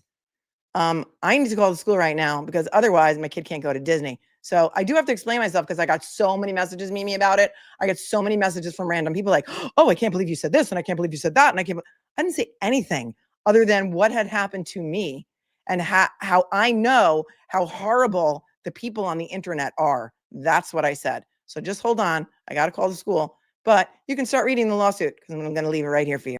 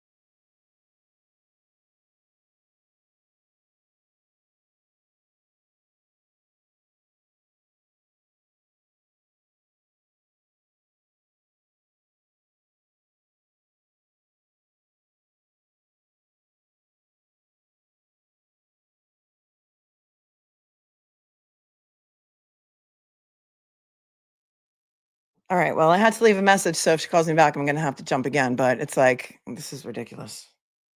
It's hard to live a life when you're a streamer because, I'm the only one here. I got to do everything for my kids. And I have 5 of them. So there's always something happening. Thank you for your patience. I appreciate you so much. Okay. All right. Here we go. Here we go. This is the answer in the Karen Reed civil case. Kids always come first. I know. It's always something that's an emergency. And I have my phone on Do Not Disturb, so I had 15 messages. This is in the case of Paul O'Keefe, John O'Keefe Sr., Paul O'Keefe individually, Margaret Peggy O'Keefe, and Kaylee Furbush, who was the niece, against C.F. McCarthy's Waterfall Bar and Grill and Karen Reed. And this is their answer. Remember, their answer was due. They had made a motion to dismiss in lieu of an answer. And this is the answer. We'll see if she brings in any other parties or how it is going to be done. Now comes the defendant, Karen Reed, Ms. Reed, and answers the complaint as follows. Ms. Reed is without sufficient or adequate information to admit or deny the allegations asserted in paragraph 1. Okay, here's how it works. If StreamYard gave me the capability to do this, I would do it. When you submit an answer on behalf of a civil defendant in a civil case, you have to admit, deny, or deny knowledge and information sufficient to form a belief for each and every allegation. So if I had the ability, I could pull up the complaint right next to the answer, and I could say, okay, allegation number 1 is this. And to this, she's saying she's without sufficient or adequate information to admit or deny. Typically, there are things that are denied. There are things that, most things are without a basis to deny or admit. Some things can be admitted if they're very, general things. And so for the first couple of many paragraphs of this, that is basically what they're doing here. Except for one thing that's denied. But without having it up side by side, it's going to be hard to tell you what that's about. But you can compare that if you have the complaint somewhere handy. But it's not that interesting. Let's just see if there is anything interesting here. Ms. Reed admits only that John O'Keefe had 2 siblings, that he was a Boston police officer, and that he raised his niece and nephew as their guardian, further responding as the remaining allegations asserted in paragraph 9 of the complaint. Ms. Reed is without sufficient and adequate information to admit or deny them, and therefore denies same.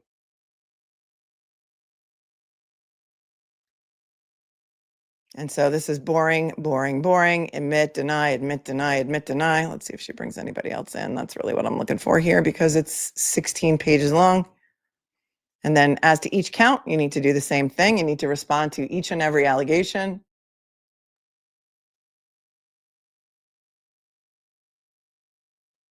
And these are the counts against the bars. So she would really have nothing to say to that, which is exactly what she says. They don't pertain to me. And so therefore, I can't reply. Count 3, a couple of things are denied. Count 4.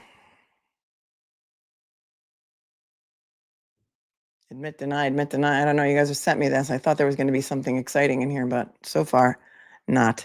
Let's see. Nothing surprising.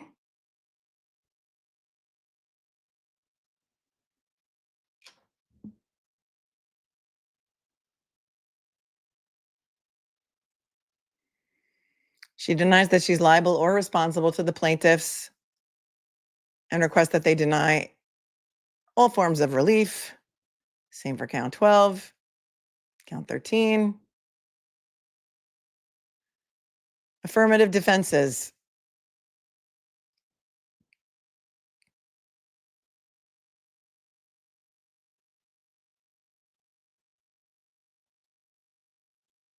Complaint fails to state a claim upon which relief can be granted, and accordingly, each count set forth therein should be dismissed with prejudice. They've already made a motion to that extent. Some of the claims were dismissed. Or maybe one of the claims was dismissed. I think it was Kaylee's one of Kaylee's like negligent or intentional infliction of emotional distress claims. We went over that. And here it is. To the extent that plaintiffs have suffered damages, all damages claimed were caused by the acts and omissions of third parties for whom Ms. Reed is not responsible.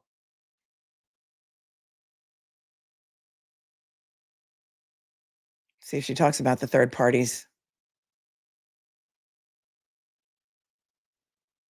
When you plead your affirmative defenses, you just kind of throw everything in. Throw everything in there. Unclean hands, statute of limitations, limitations on damages. Plaintiffs fail to establish they're entitled to punitive damages or attorney's fees, and reserving the right to assert additional affirmative defenses. And that's it. Sorry, guys. I thought it was going to be exciting, but it's not exciting. It's totally expected. It's totally almost like a form. And there's nothing exciting here. There's no impleader of third parties. Maybe that's done in a different document. But nothing exciting at all. It's all formal. It's like just legalese. It's all absolutely expected. There's nothing exciting about it. Civil law melts my brain, says Robin.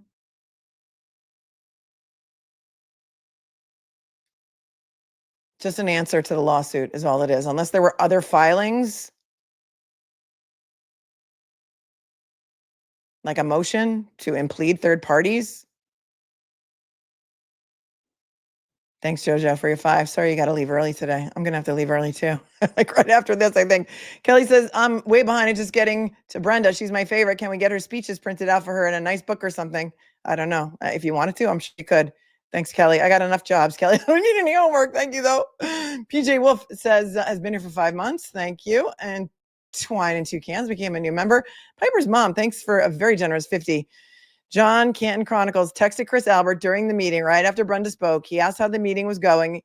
He said, Brenda being Brenda, he's selling clothing now, went through Melanie withdrawal yesterday. You are my coworker. Thank you. Oh, I'm happy to be your coworker. Thank you so very much. Hold on a second. Oh, man, they are really running scared now, huh? Wow. Somebody just called me a fucking liar in the chat. Wow. Wow. What am I lying about? What am I lying about? That Proctor's phone was extracted. Did I lie about that? Are you worried that you might be going to jail soon, sir? Are you worried? Thanks, Piper's mom. You're very generous, 50. And Twines and Two Cans gifted 5 memberships. Thank you so very much. Thank you so very much.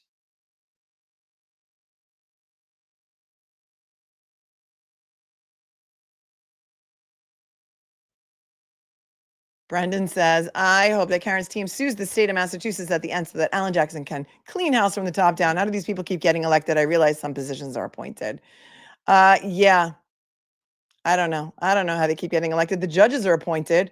But I want to see if she's going to bring in all of these other third-party defendants, because she did say that she was going to.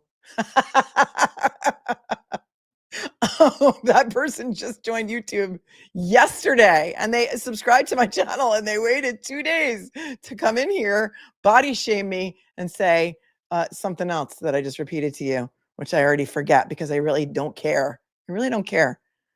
Melanie reads court documents. Liar. You're a liar. You're a liar. You're a liar. You're supporting a liar. Yes, we watched the Las Vegas cops. Cindy, thanks. You must be running late today. We watched the Las Vegas cops clip of the whole entire thing. And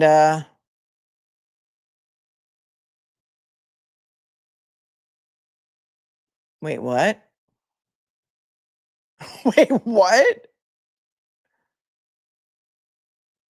Did they just file a null pros on Aidan Kearney's case? Did anybody else see this? Is this real? Is this real? 2 days is a long time to simmer. Oh, they're out there. Hold on a second. I mean, it's got a docket number on it. Thank you, Diane. Did anybody see this? Hold on. Because this was just filed in one of Aidan Kearney cases, the 2024 case. They've dropped his case. Is this just breaking just like right now? All right. Does he even know? Okay, here it is. Thanks, Diane. Check this out.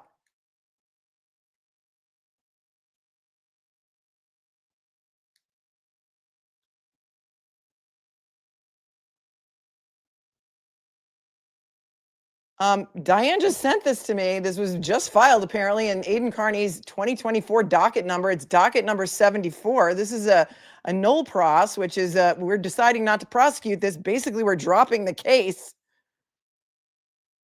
Now comes the Commonwealth in the above entitled matter and enters a null pros on the matter pursuant to Massachusetts Criminal Procedure Rule 16A.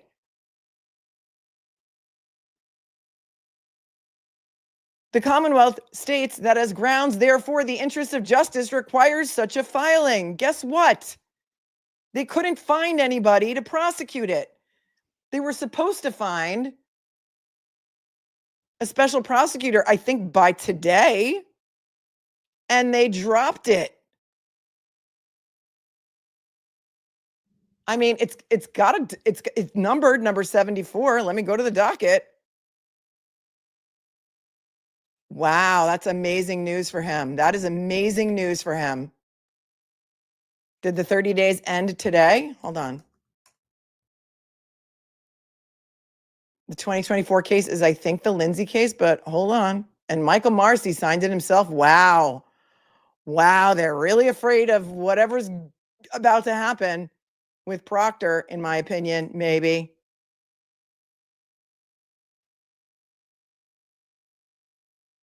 It's the Lindsay Gaetani case. It's the 2024 case. It's the 2024 witness intimidation case. And isn't it so interesting that, didn't Lindsay say that a while ago that the case was going to be dropped, that she was told by her victim witness advocate that the case was going to be dropped, I think, at the last hearing, and then it wasn't dropped at the last hearing? And Michael Morrissey himself signed that bad boy. Look at that, would you? All right. See, for those of you who hung around while I had to take my phone call, you got the breaking news. Case closed. Courtesy of Michael Morrissey. Let's see what Rule 16A says.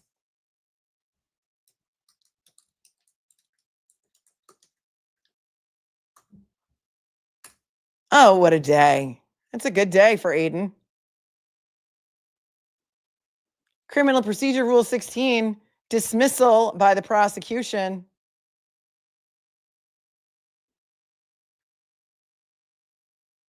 Wow. Wow. They couldn't find anybody in the entire state of Massachusetts to prosecute Aidan Kearney's case, in which Lindsay was the victim. She's telling them everything. And here's the thing. Lindsay is allegedly a witness in all of the cases, right? Except for the window intimidation case, right? Morrissey signing it is the best. Well, they can't get Hank because he's got a conflict. He's never going to do any work for them again. This was the one that he went to jail for? Right. This was the nudge. Remember the nudge? The nudge. Let's serve him with a fake grand jury subpoena. And we know that's a trigger for him. And we know that that's something that is going to trigger him. And we know that he'll do something. He'll do something that'll be a bail violation. And then we can lock him up. And they did. They locked him up for 60 days. Well, that's exciting. Let's take a look at Rule 16, shall we? In case you're just tuning in, Michael Morrissey himself, the big dog, the meatball, has signed off on having Aidan Kearney's case dismissed against Lindsay Gaetani, the 2024 case, as it's called, and according to Rule 16A, Criminal Procedure Rule 16, dismissal by the prosecution. A prosecuting attorney, this is 16A, may enter a null pros of pending charges at any time prior to the pronouncement of sentence or the imposition of probation or the entry of an order of continuance without a finding. A null pros shall be accompanied by a written statement signed by the prosecuting attorney setting forth the reasons for that disposition. Oh, it's all coming down now. Bederow just tweeted, hold on, because there's more. Don't go anywhere yet, because sometimes the stuff just pops off. Sometimes it just pops off and we're here for it. Now you know what all the distraction was about, don't you?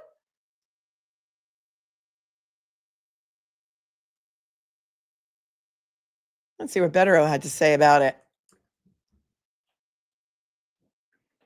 Bederow says, 53 seconds ago, I think I broke it first. The 2024 indictment against Dr. Turtleboy has been dismissed by the Norfolk DA's office. All cases where Lindsay Gaetani was listed as an alleged victim have been dismissed via acquittal and or dismissal on the motion, I guess it says, of the prosecutor. I wonder if the other ones are going to be coming in. Hold on, let's see if there's anything else docketed.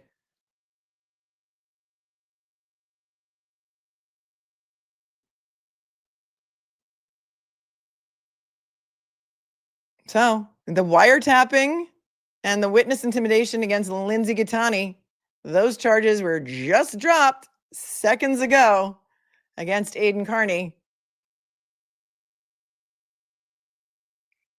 There's supposed to be a hearing, I guess, today to see if they were going to appoint new counsel. And instead, what had happened was Michael Morrissey signed off on dismissing the case. Wow. I think there are two more cases left. The one would be the 2023 case with multiple witnesses, including the McCabe's and the Alberts. Those witness intimidation charges that sort of arose from, let's say, the rolling rally. And then there's a more recent case of window intimidation. That may be a 2025 case, right? I mean, you just can't make this up. Thank you, Diane. She just sent it to me and she said, what does this mean, Melanie? Thanks for all you do. You're an unsung hero. Thank you.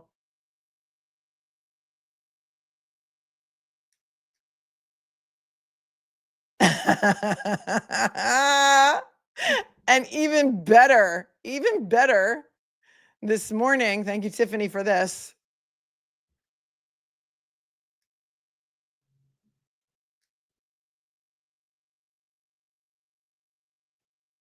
Mafia masshole and not so confidential informant Kate Peter, whose world also may be crumbling down,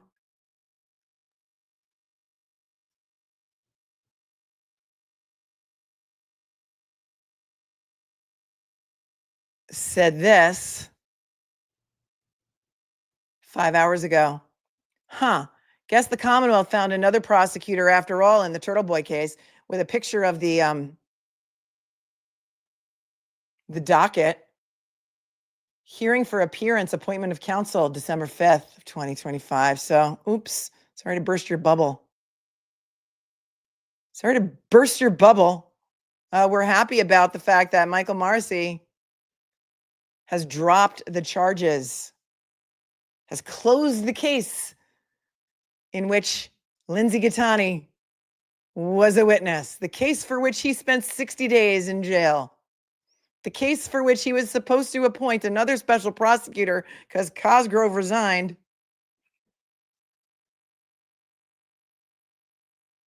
I know, Mark, I'm talking about it on the air right now. And that's all, folks. And that's all, folks. How great is that? Mikazi G says, I'm specially retired. That's fantastic. I don't think Mark can come on to talk about it. Hold on.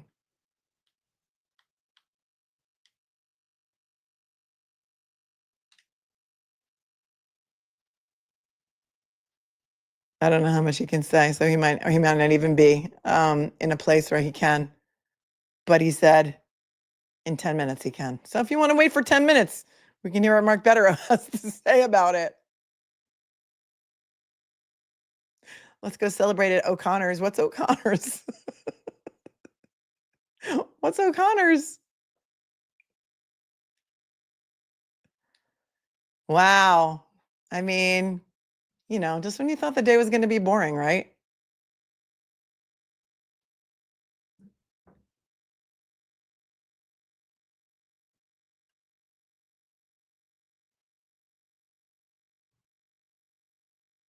I don't know if I've got 10 minutes because I may have to drive to school, but I'll hang out with you guys as long as I can. So if you can come on.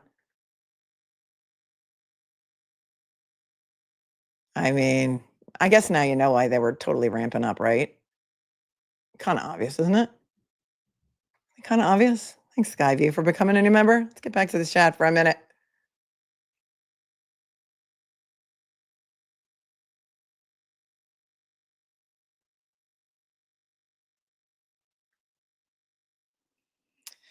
Stacey V's Travel says, sorry, I'm late. Can they get the cloud information for Higgins too? Well, Higgins had nothing to do with the investigation.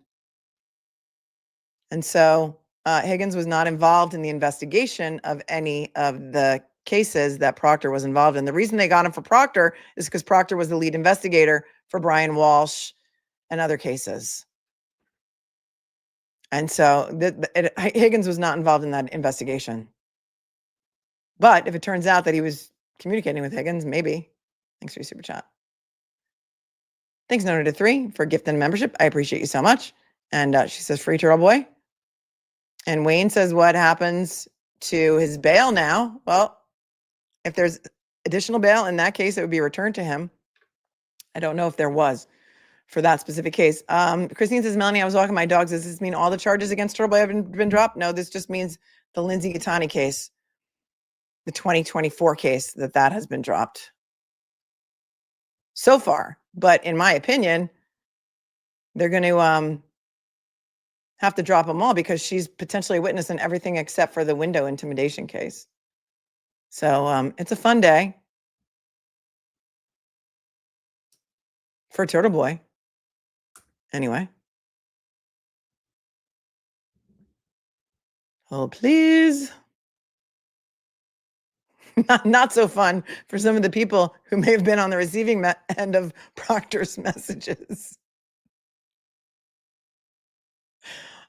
Kyle says, holy hacienda, Melanie, earth-shattering. Yeah, I mean, did you ever think you would see the day when Michael Morrissey would personally sign off on dismissing Aidan Kearney's? What do you think? I mean, what do you think Jennifer McCabe is texting right about now? You need to do something. You need to do something. Thanks, Kyle. We should all thank Lindsay, says Sullied in Tenfolder. Good thing we watched some of her videos before she went behind the paywall of whatever platform that is that she uses. I forget. Substack, maybe?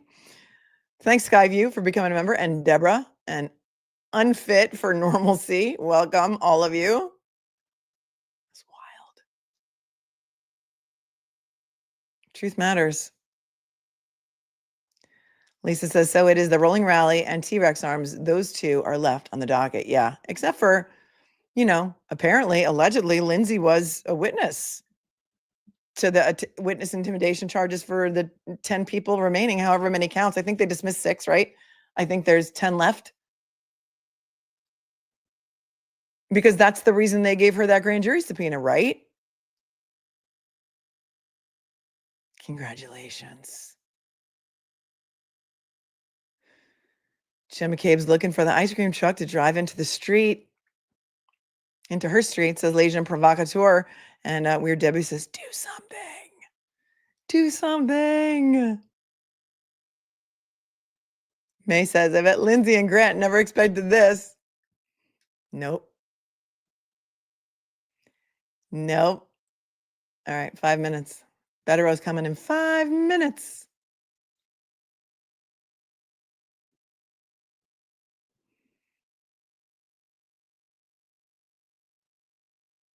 Thanks to everyone who keeps sending me Karen Reed's civil answer, but we've already gone over it and it's totally boring and there's nothing to talk about. There was no third-party impleader or anything such as like that.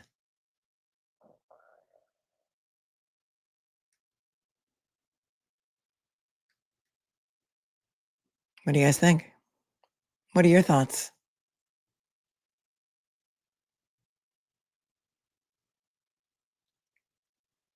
I mean, to think that Lindsay is the reason that this stuff is getting dismissed just kind of blows my mind. Thanks, Bella Cat, for becoming a new member.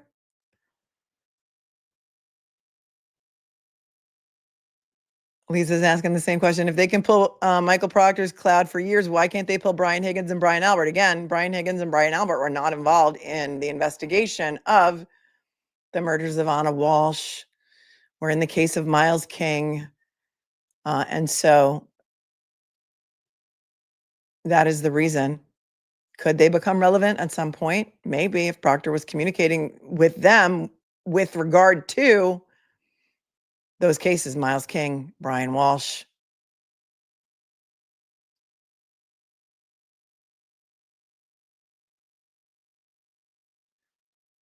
Sass and Turkey says, LG and Cosgrove both involved in the Karen Reed phone case too. It should be dismissed. There's really no case there. So it's not a case. It's Cosgrove trying to get to look at Karen's phones.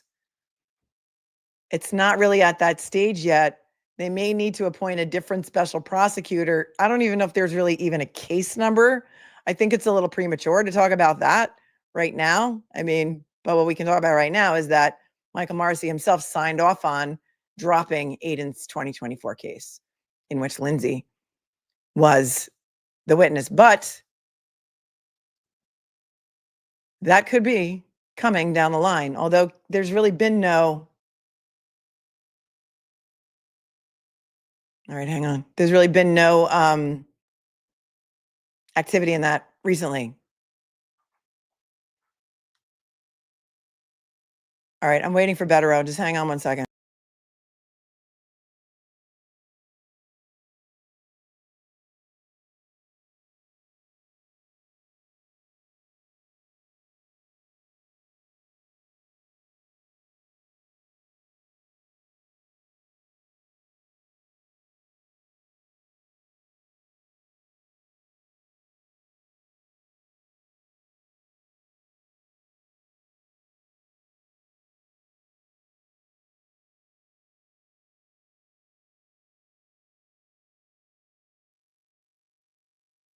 All right, here he is. Here he is. You asked for it. You got it.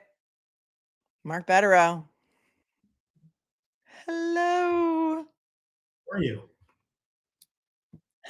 Not as good as you. I actually broke the news before you even told me about it because somebody sent it to me. Talk. Well, that's because, you know, the way they do business is to notify the press before the lawyers. That shouldn't surprise you. I was informed by the media. Oh, really? Which is crazy. I was just about to. I have the actual filing. Like, somebody actually sent me the actual filing. So, I mean, I put it right up there and I said, can you believe? Here it is. I'll send it right over to you. Yeah, there it is. But that took a long time to put together. I mean, none of this is surprising, of course, but right. You called it. You know, look, this indictment in particular is one that had no business ever being brought. You know, these prosecutors have discretion, as you know, excuse me, the monitor's a little crooked. They have discretion. Just because they think they can doesn't mean they should.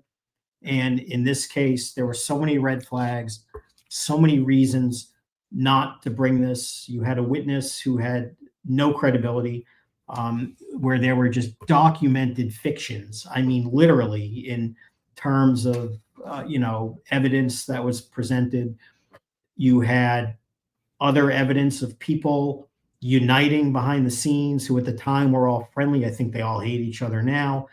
but who in essence were united by their bond of hatred for the client, which discussed, bringing things that would make someone a witness.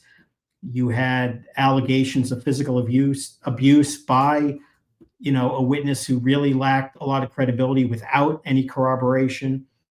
Mm-hmm. You had, in what's the evidence of the prosecutor being a fact witness and having to be kicked off the case because he literally was on the phone with this individual during the alleged crime. Right. And, one thing that no one should ever forget, these allegations, which were so lacking merit on their face, whatever you think of the client, a lot of you probably don't like him, but that's really neither here nor there. He went to jail because of this. Yes. Okay. He went to jail for 60 days right after Christmas because of this. And, before anybody gives the DA flowers for doing the right thing, they did not do the right thing. The right thing would have been to vet this case more seriously, be more serious in terms of what they were doing before they file charges.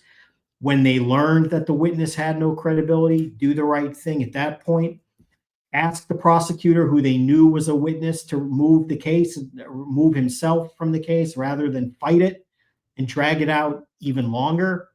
And then ultimately, nothing illustrates the absurdity of this case than its coda. I mean, the way it ends is because the witness is suing the prosecutor, suing the lead detective, and threatening to sue the DA. And given 30 days, not to anyone's surprise, we have to assume they couldn't find anyone who was willing to touch this with a 100-foot pole, or they just realized belatedly this case doesn't belong in court. Now, the other point which remains fascinating.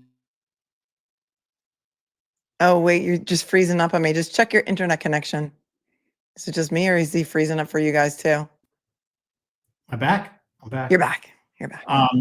They're dismissing this due to a conflict of interest, which is real. It exists. Mm-hmm. That's a secondary reason they ought to dismiss it, but it is the right thing to do. But by all accounts, they are opposing a conflict of interest requiring disqualification on what we call the 2023 indictments involving the McCabe's and Alberts and people associated with them, and what we're told is the current investigation, where they're trying to search Karen's phones as part of that you saw a couple of weeks ago. But those conflicts exist, and there is a motion pending, which you saw, and that witness was meant to be a witness in the 2023 case. So there's really no analytical difference here. It'll be interesting to see how they choose to present that argument. But if the same witness who created a conflict in the 24 case is potentially a viable witness in the 23 case, and her credibility is going to be an issue in that case, as is Tully's, and they're going to contradict each other and try to chew each other's arms off, accusing each other of all kinds of things. It's hard to imagine how a prosecutor who also has a personal interest in discrediting the witness that led to him begging off the 24 case can stay on the 23 case. So really all of this just shows you how crazy this whole scenario is and how they've handled all of this. But the biggest problem here is this case never should have been brought.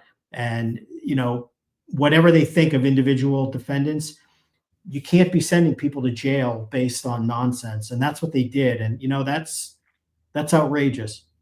Well, I've been talking about how this was like, they called it a bump in the Donna Adelson case, or some people call it a nudge, where his triggers, what's going to trigger him, and you do a little thing like serve Lindsay with a grand jury subpoena that was fake, to nudge Aidan to do something to violate his bail conditions. And so that, in my opinion, was a total nudge, a total setup. They knew how he was going to react. It never should have been brought. It's the reason he went to jail. And since you just found out about this from the media, is there a chance that you think Morrissey might discontinue all the cases today? No, I doubt it. I think that they'll perceive a difference, but to me, it's, and I think most legal thinkers, it's a distinction without a difference. It doesn't matter whether you anoint a person with a capital W to wear around their neck and say, I'm a witness.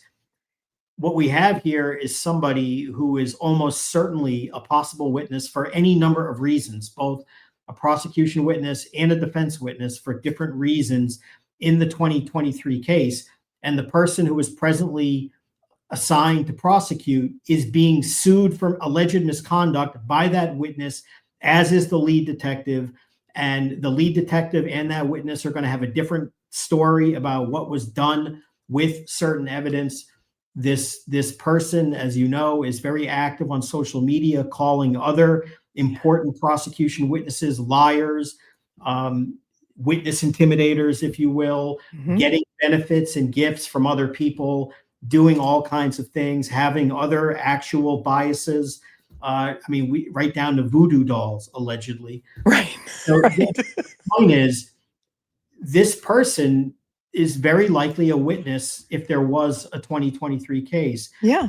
And just because she's not the named alleged victim doesn't change analytically the conflict that has to be dealt with. And so, to me, that any argument that, well, she was a named witness in one, but is not a named victim in another, doesn't matter. It's just a distinction without a difference. And you have to also recognize, and this is all publicly filed, this has been discussed publicly, in the search warrant that is at issue and would be an issue in the 23 case and the open investigation, that witness is a major source of information with facts that were sworn to by Tully, the person she's suing. Right.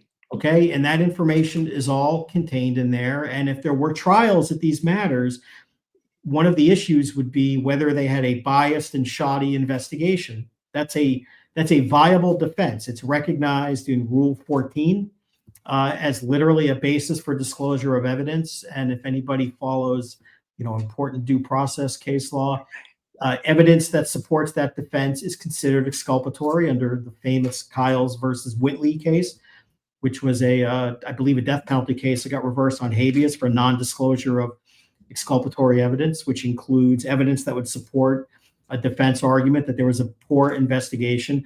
All of that is going to be relevant here, and I just don't see how they're going to have any way around it if you recognize the conflict in the 24 case, but not the 23 one, because she's not a named victim in the indictments. That is a complete distinction without a difference. Is there a motion to recuse Cosgrove or to disqualify Cosgrove and Morrissey in that 2024 case pending? I've been through so many of your motions that I can't recall right now. So, you need to keep score. The case that was just dismissed on their motion, 2024, they acknowledged their conflict. Or right. I should say, that's not proper. Cosgrove properly acknowledged that he had a conflict, which is the right decision.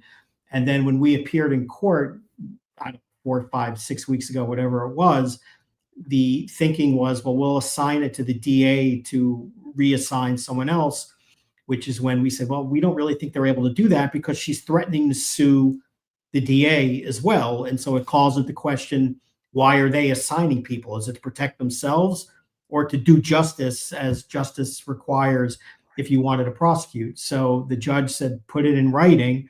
So we put it in writing, but we put in writing not only that the DA could not handle the 24 case, but that Mr. Cosgrove had to be tossed from 23 and 25 because the same witness is much more deeply involved in those cases than had ever been discussed publicly, but which now is the subject of the motion. And you have to bear in mind, regarding the grand jury subpoena and whether it's, legitimate or not, let's be honest, they're screwed either way, because if the subpoena was not designed to be real and it was a ploy to entrap someone almost as a honeypot trap, that is a gross abuse of power and probably violates numerous criminal laws, which don't matter today. But the point is, they're not going to say that subpoena was not legitimate. Now, Right. if you look at the legitimate nature of the subpoena was styled under the investigation for the 2023 indictment. It was served on December 23rd, dated the day after the 22nd, when they were in court, and called for testimony on December 27th in that original grand jury, not the one ultimately that just got dismissed today.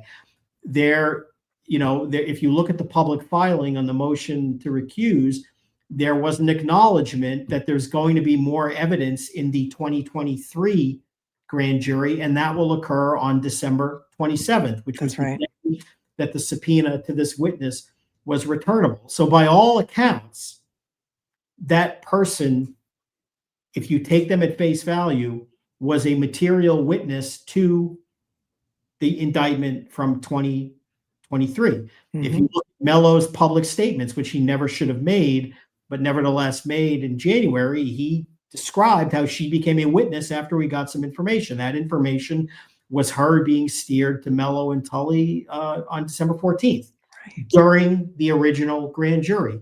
The evidence that she provided them during that interview related, and this is all publicly filed and discussed, her claim of knowing things about the relationship between Aidan and Karen, which would be subject of the 2023 investigation and trial and the open investigation.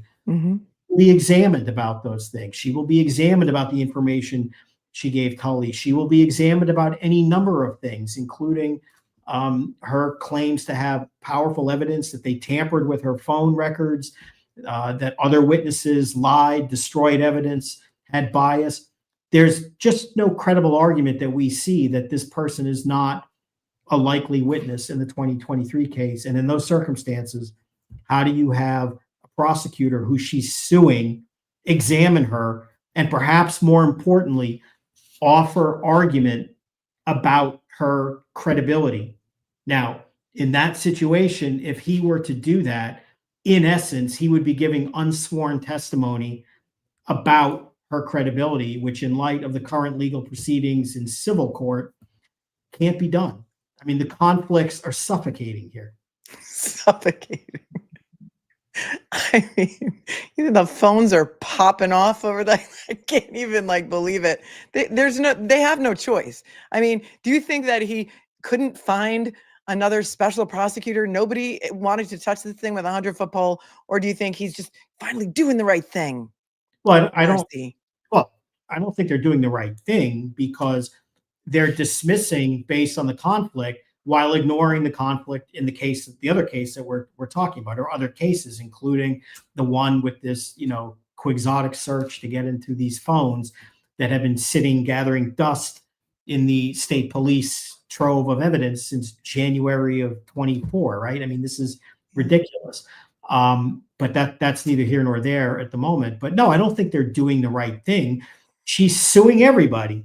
What are they supposed to do? What they're failing to do is to recognize the same logic ought to apply to the other cases and require that somebody else step in. But, look, they're entitled to respond to that motion. They haven't responded yet to the 2023 and 2025 matters. The mega motion?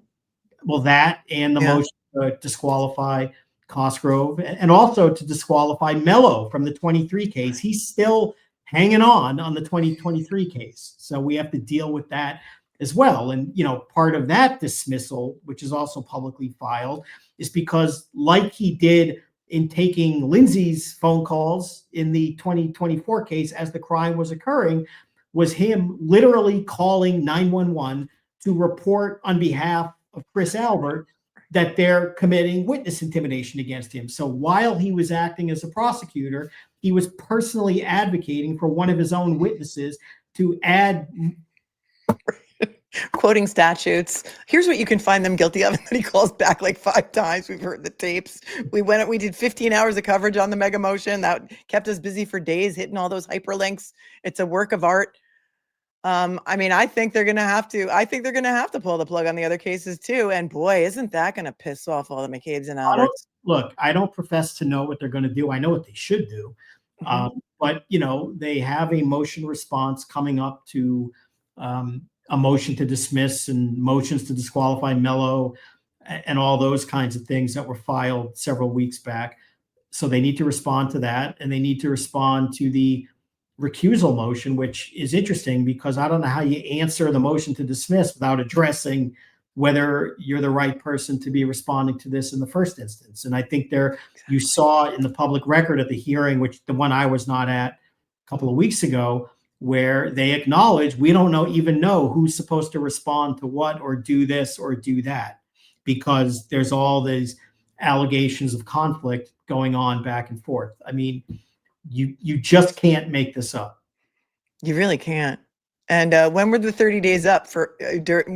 Was today the 30th day of them trying to? Friday was 30. So, assuming that was written in stone. But look, they did the right thing today. But I mean, they don't get flowers for it. I mean, the conflict was obvious. It speaks for itself. If you want to give them flowers for doing the right thing, you might question why they didn't put a little more investigative, serious effort and a little more discretion and, maybe a little more evaluation of evidence and witness credibility back in when they brought these charges, right? Or when he was arrested right around Christmas of 2023. And, so you can still leave it for other people, whether to determine whether there was any merit to what they were doing in the first instance. And, based on what we know and what you've seen publicly, especially with the same background as these people, it's just unfathomable that they would, based on this evidence, bring those charges and seek a revocation of bail based on just the flimsiest of not credible evidence, which now, again, resulted in the person at the time whose credibility they were vigorously vouching for to support those charges. They now have to dismiss the same indictment because she's suing them. I mean, if that doesn't say it all just about what's going on here, I don't know what would. Well, I think the null pros on these charges today that were filed certainly validates a pretty good civil suit on Mr. Kearney's behalf. I mean, we'll see. And more interestingly for us right now is, you have to take out the score chart and keep track of what's left. This is the second case in the last several months regarding the same witness that was dismissed. One of those was by an acquittal in a non-jury trial. Right. This one is on a DA motion to dismiss. But at least as it stands today, there is an investigation. Well, there is an indictment for 2023. There is an indictment for 2025 with the one people call window intimidation. There is allegedly this investigation regarding Karen's phones and whether that leads to conspiracy. There's been much discussion about a New Jersey criminal case, which has a calendar date month, which is being handled in ways that we won't get into for now. But there's still a lot more left to go. Yes, but take every win as we can get it, right? Little win is nice. Slow like tell people all the time, you have to win the war. You don't necessarily win every battle during the war. I mean, there's going to be things that happen, and until reality sets in and it's going to be time for a full resolution, people shouldn't get too high or too low based upon every single court appearance and every, they must have lost that issue and won this. This case was always destined to fail. If this witness had testified under oath as a prosecution witness without the conflict, you would have had to book days for cross-examination based on things that would have exposed a lot and made a lot of people, very uncomfortably. I suppose a lot of people are probably happy that even who hate the client that this got dismissed, thinking, well, maybe that's the end of it. It's not the end of it. While the 2023 case goes, these same issues will still be addressed, on cross-examination, including the same witness was the alleged victim in the indictment that was dismissed today, including the same people who, colluded communicated behind the scenes, figuring out the significance of making someone a witness, including the people who chose to subpoena a witness for an indictment that already had been voted, but apparently they were going to add more evidence and then never did,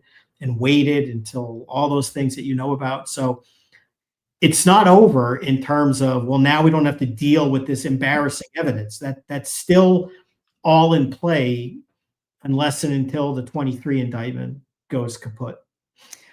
I'm sure that you heard about Proctor's recent total phone extraction in the Brian Walsh case going back 13 years with hundreds of thousands of messages. And my question to you is, do you think that will be discoverable in your cases? Well, as we speak today, the crayons are out, and we'll deal with that. I mean, what I can tell you is the DA's office, not the special prosecutor, the DA's office has acknowledged that this evidence is in their actual possession. Okay. This does not come from the feds. So let's, disabuse the Twitter lawyers, the couch dwellers from all over who say this is all an important thing. No, it's not. This is straightforward discovery and Brady. There is actual evidence that's in the possession, custody, and control of the prosecutor. It's been reported that the evidence, don't shoot the messenger. People really hate the reporter, but it turns out, sounds like he was right on this one, right? Mm-hmm.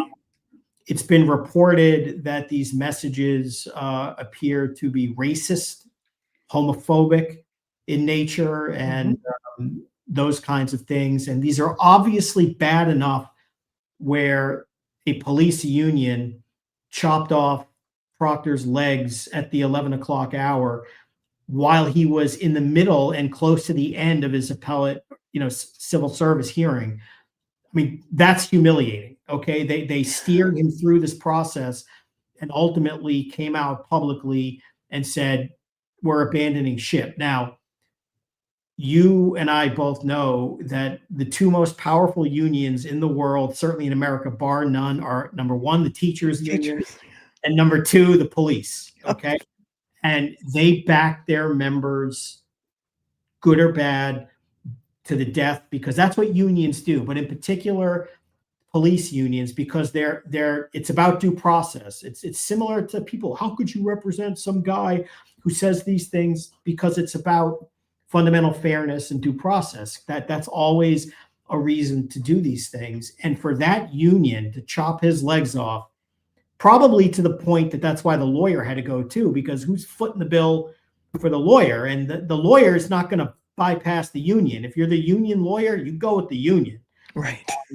So for them to throw him under the bus makes you believe that they are humiliated by their vigorous defense of Proctor previously. Mm-hmm. And it makes you wonder, are there racist messages? And, if there are, I don't think it takes a genius to speculate that he's probably talking about this Miles King for one. Mm-hmm. But for the union to be that strong, could he be talking about others maybe within the union? Is he so racist? Is he so gross that he's talking about brother officers? I don't know.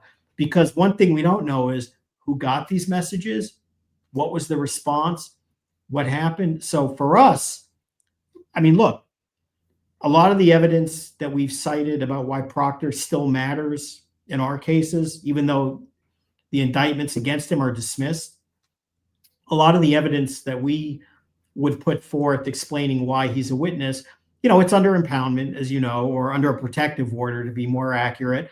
So can't talk about it. But needless to say, Proctor is a key role in the indictments involving us. If there's no Proctor, there's no Aidan Kearney covering the Karen Reed case. He is he is the albatross behind all of this. If there's no Proctor, there's none of this. He's the one who got criticized. He's the one who clearly wanted something to be done about it. He's the one who, we know what he said about Karen.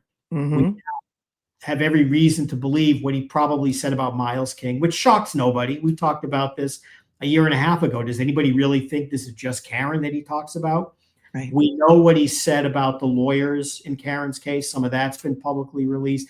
We know what he said about the medical examiner. There are redactions about things he said about, our client. Again, it goes on.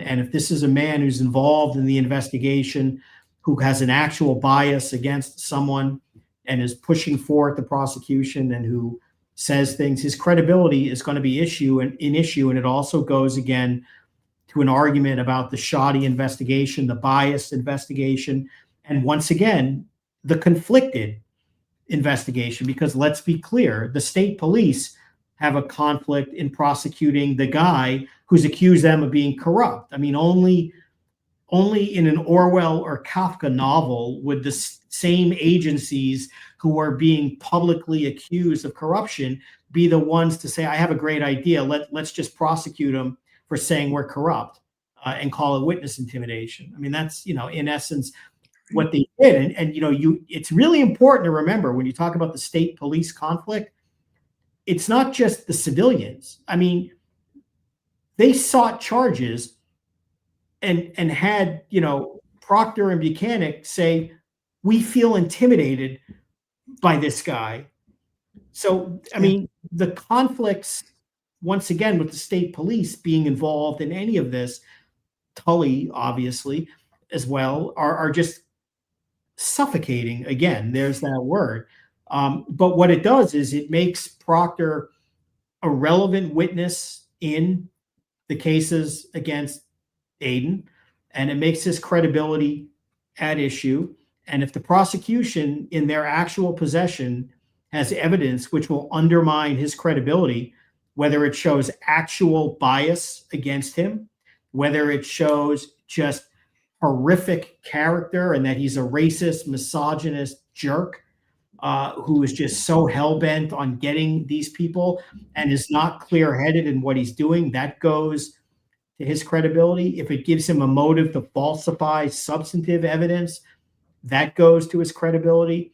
If that evidence is in their actual possession and control, then we're entitled to it under Brady and also under the new Rule 14, which talks about, evidence which would support the defense theory that's in the prosecution's custody or possession, custody, and control, irrespective of whether they deem him someone that they perceive as a prosecution witness. So, we certainly believe that we're entitled to it and will be demanding it the same way that they're going to have to give it, to this Miles King case, which is going to be a disaster because, that man is entitled to his due process. But I've seen pictures of him online with, holding guns, doing terrible things. From an evidentiary standpoint, arguably it's a strong case. But again, the problem is, I say arguably because you got to rely on Proctor. Right. And now you're going to find out that Proctor is going to be like Mark Furman on steroids. Well, guess what? That's going to come out. And, it worked in O.J. Simpson, okay? And I think we could all safely say that O.J. Simpson was just a wee bit guilty, notwithstanding what the jury probably said. So that case is in serious peril, irrespective of the actual evidence of his guilt, depending on, what Proctor did. There's going to be evidence in that case that Proctor couldn't turn over search warrants for 6 years, whatever it is. And you know what? You don't think a skilled lawyer like King has is going to tie that all together and just wrap that around Proctor's neck with a rope and then strangle it and say, this is what they need you to believe in order to find this guy guilty beyond a reasonable doubt? That case is in peril. Who knows if the Walsh case is? I don't know. Who knows what other cases are in trouble? Who knows what the impact this will have on the Karen Reed civil cases where Proctor is in waiting, apparently, right? Yeah. Being sued for all kinds of things eventually.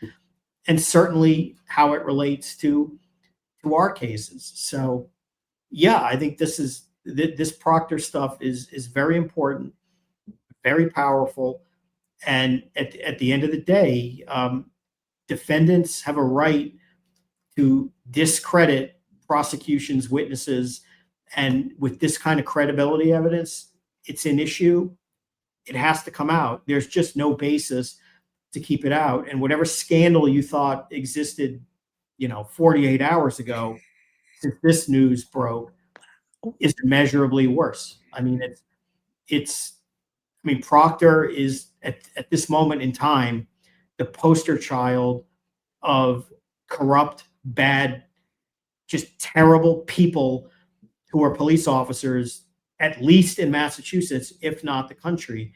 And, you look back, and anybody wants to have any sympathy for this guy, this is the guy who apparently had his lawyer lie in the civil service hearing about the existence of evidence, who almost certainly schnookered his family into buying in, going on a press tour with him, which I said at the time was the dumbest idea that this guy could do. Right. And then put himself on Dateline or 2020 or both of them, or whichever shows It was 2020. I don't remember.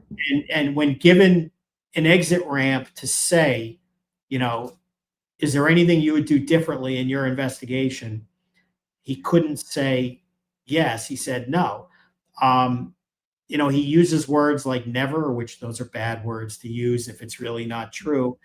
And, although he was only being asked specifically about Karen's case, I'm thinking as an investigator, one thing you probably don't want to do, and that if you did, you might reflect and say, I would do differently, would be not to send racist text messages when you're a lead investigator on a case in which the defendant is Black and accused of murder. That's probably not something that you should say, I wouldn't do differently. But it's the same thing even on Karen's case with the terrible things he said about her, the terrible things that he's done apparently in other cases, such to the point that the union can't even look at him after they went full on board. They were all in with him until something came out.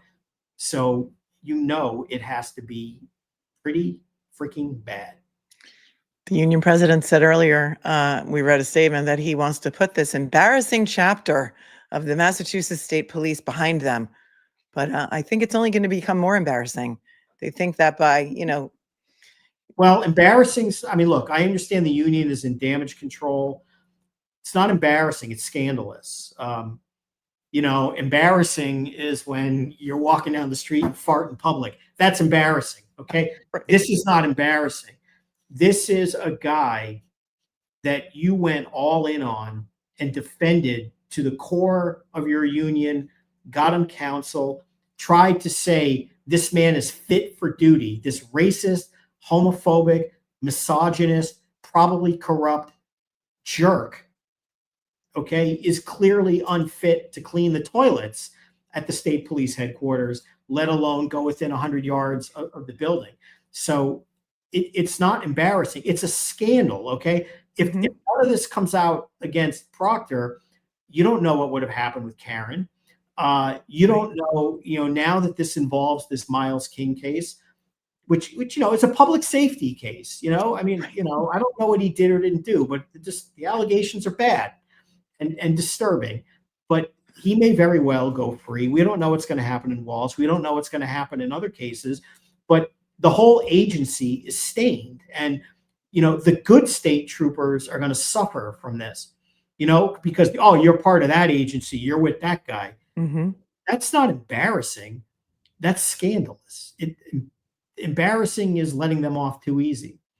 They thought the CDL scandal was bad, and they thought the overtime scandal was bad. You ain't seen nothing yet. No, I mean, it's unfortunate, but you also have to remember, it goes back to the whole DA's office. They have a system in Massachusetts which is inherently flawed, where they literally encamp certain detectives that are, for lack of a better term, employees, if you will, of the DA's office. They work together. They donate money to the DA, which you saw some of them do. They lunch together. They share text messages about looking for nudes together. That it becomes this fraternity house culture, and you're asking the DA to look at their friends and people who donate money and be the ones to police the police. it can't be done. And so instead, what you get are hostage videos from the DA vigorously defending Proctor in this case and his relationships, which turned out to be misleading. They look the other way when detectives that are encamped in the DA's office don't disclose search warrants for years on a murder case, which even involve the defendant being released from custody. You don't do anything. You don't punish. You do nothing. In fact, you have the prosecutor testify and just say, I don't know, he gave me a few pages and I gave them to the defense. So what's the problem? And, who's taking the lunch order? This is a problem. But really, the scandal isn't just the state police. The scandal is, the Hogan's Heroes DA's office, where they see nothing. They don't look for anything and they don't see anything. And those are the difficult questions, which are, how far out does this go? I mean, honestly, if the DA's office is being credible and if the media is doing their job, the question for them will be, are you going to conduct your own internal review of Proctor's cases to see if any investigative bias influenced anything he did, whether it be sexist, misogynist, racist, homophobic, corrupt, protecting friends, any other thing you can think of. All of the above. And what are you doing about the other people who receive the messages?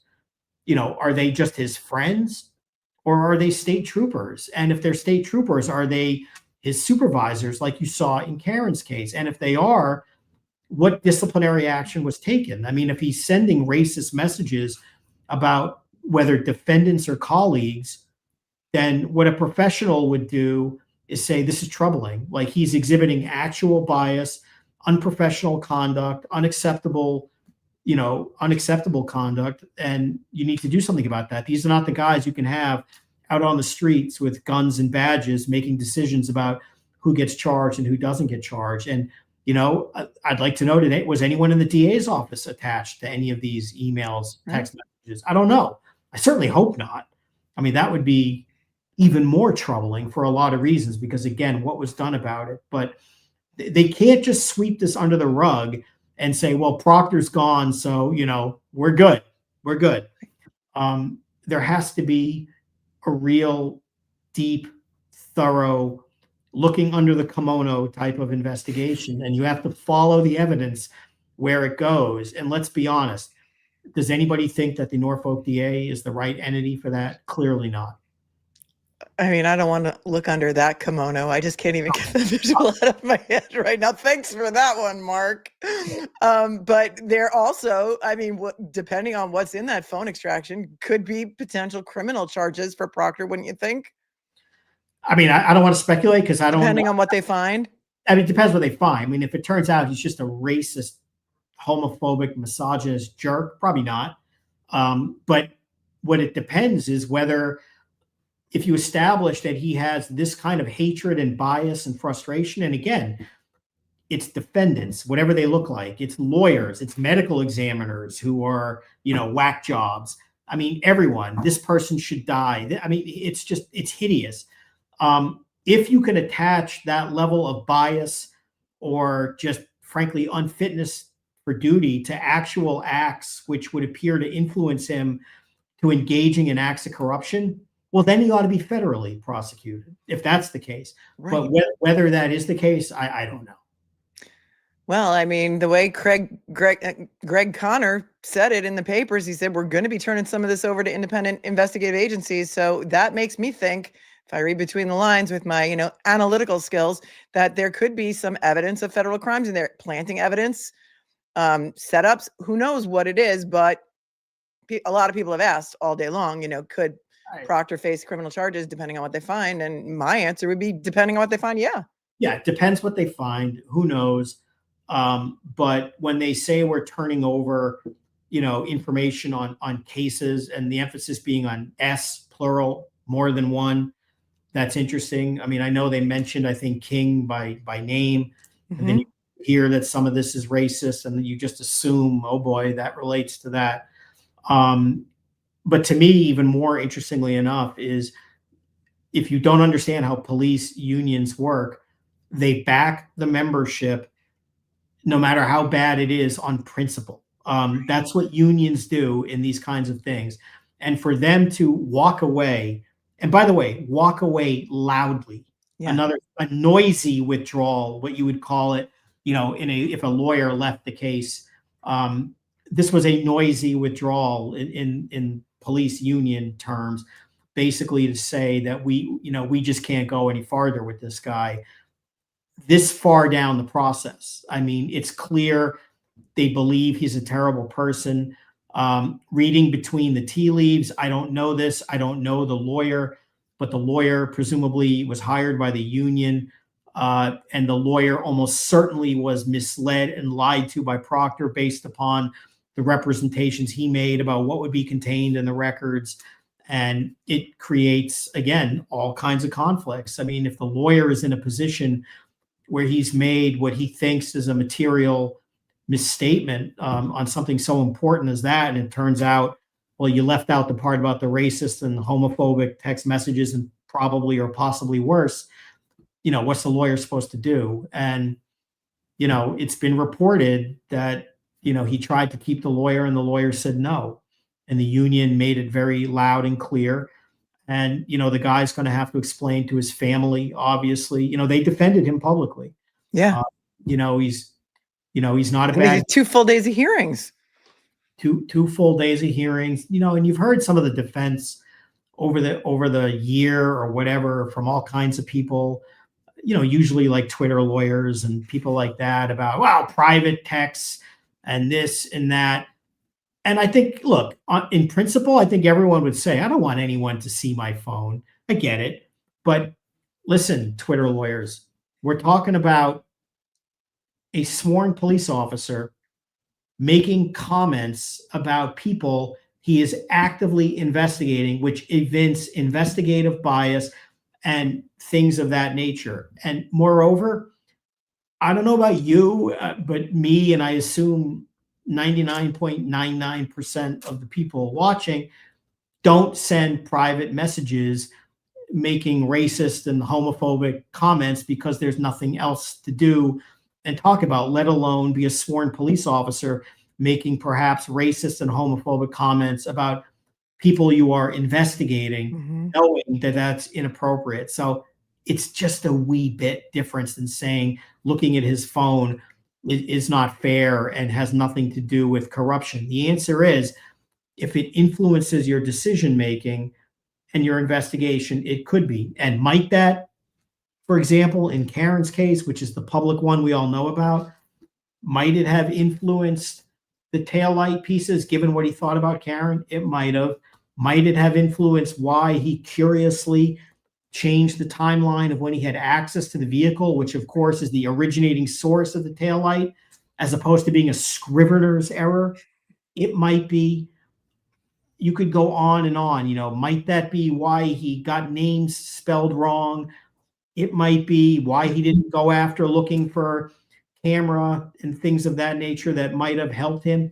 It might be, when there was video that he stuffed in his back pocket for 2 years and claimed that no one else knew about, not even Adam Lally, and it turned out to include the inverted video, which just happened to show the jury that it was the wrong side of the car and that that's actually not me, Michael Proctor, standing right next to the right tail light while it was in the Sally Port. It might be.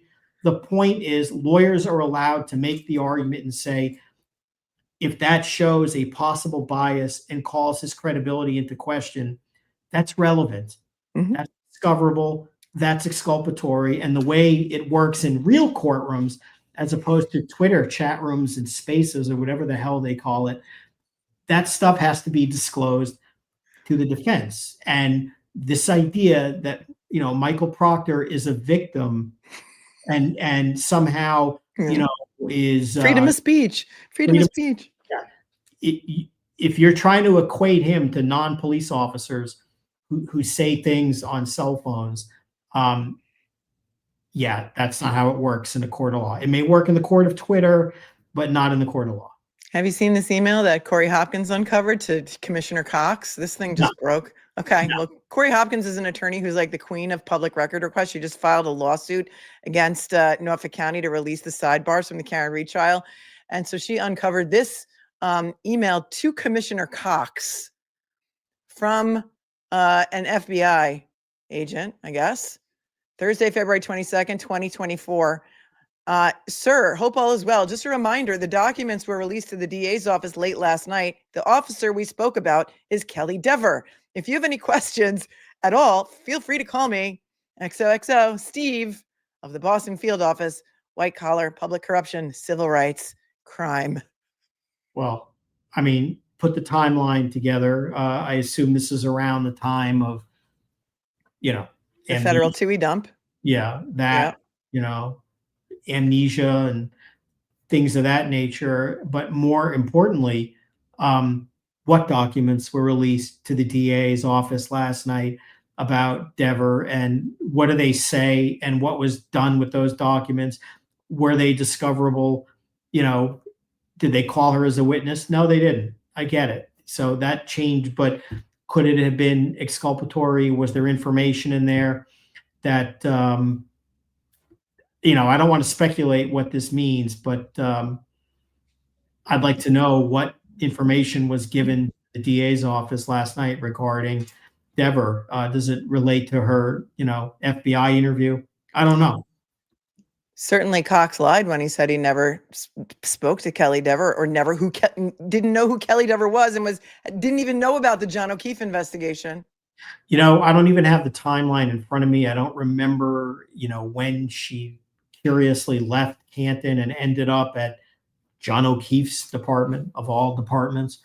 I don't know, but, really somebody, probably our resident expert on, FOIA disclosures.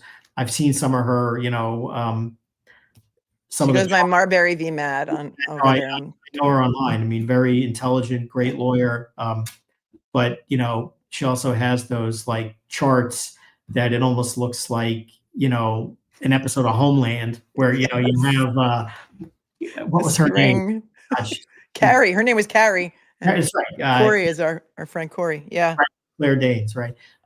In that show, just incredible show. But that's what it feels like. You need a chart. And I don't mean, like the towel charts that sometimes show up online that are bizarre, but of a similar nature. But it's really hard to keep all of this stuff straightforward. But that would be very interesting to know where that fits in the timeline, and are we talking about just the straightforward TUI documents or something else? Who knows? Well, we know that he was not interviewed. Cox was not interviewed about Dever until after she testified at Karen Reed's second trial, which was 2025. So this definitely predates that. And I think that's what people are talking about. And that raises another question about, whether you believe that these prosecutors act in good faith. Are they hell-bent on convicting a defendant, or are they more interested in actually knowing what happened, good or bad? Because I would suggest to you that a prosecutor interested in justice, even if they think justice is, well, you need to convict Karen Reed because she did it, that's what we think. Nevertheless, you have to go where the evidence takes you. And I would think that a prosecutor, upon learning about this bizarre situation of Dever and what she originally claimed and then later changed, a prosecutor would want to get to the bottom of that and say, what's going on here? And would also say, let's talk about the Canton Police Dispatch and the 30 TVs that were right in front of you that you now claim you don't remember. But, you don't want to get those answers. So what a prosecutor who is more bent on a conviction than justice does, they just disappear it, right? The three monkeys want to know. And this is the same thing with Officer Barrows, right? Right. Where was he the second trial? Well, I suspect nowhere to be seen, at least from the prosecution standpoint, because they felt like we got away with it at the first trial, but let's not touch this the second time. And, the defense did what in many ways could be considered risky, calling Dever, which one's even the real one? I can't remember. Dever, yeah. Okay. Calling Dever and calling Barrows. But, when the defense is the one who's putting forth facts which are consistent with putting it all out there and showing the truth, rather than the prosecution, who's basically hiding Proctor, hiding Dever, hiding Barrows, hiding Higgins, hiding virtually every member of the Albert family, then the question becomes obvious, at least at Karen's second trial, who was interested in actually establishing truth as opposed to who was bent on manipulating for the jury a cherry-picked version, which we think will be satisfactory, but which, of course, was nowhere even close. Right. So what's next on Aidan's case? December 5th is the day that you're going in to argue the mega motion?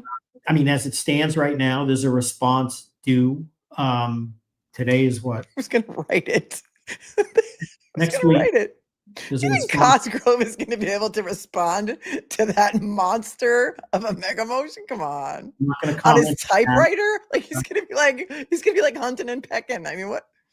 That response is due next week. There has been no response to the recusal motions that remain pending. Mm-hmm. Both of them on the 23 case and Cosgrove on the 2025 investigation, the phones. They have to respond to that as well. And at least as it stands now, ostensibly, there's an appearance on December 5th. Yeah, to argue whatever's going to be argued. And of course, we're going to have to deal with this issue related to the discovery that we're learning about Proctor, which, we'll see what their position is. But, if Proctor is a potential witness in our case and they're holding exculpatory or discoverable material, then, we certainly want it.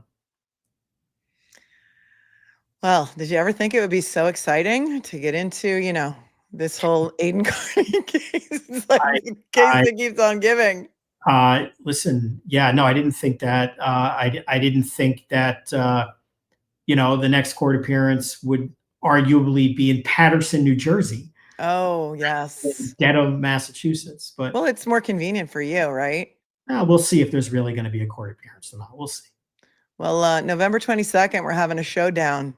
ASU at Colorado. Should we go to the game? Want to go to Boulder? Sure. Why not? It's like right before Thanksgiving. I know it's a crappy time, but I've never been to Boulder. Beautiful, obviously. you know this. A guy I used to work with in the DA's office is currently, the DA out there is running for Attorney General. Michael Daugherty, we watched him try a case. It was the King Soopers mass shooting case. He's amazing guy. Mike's a great guy, but he's now moving up. I'm assuming he'll win, but I don't know that. Okay. But he's a candidate for Attorney General now out there.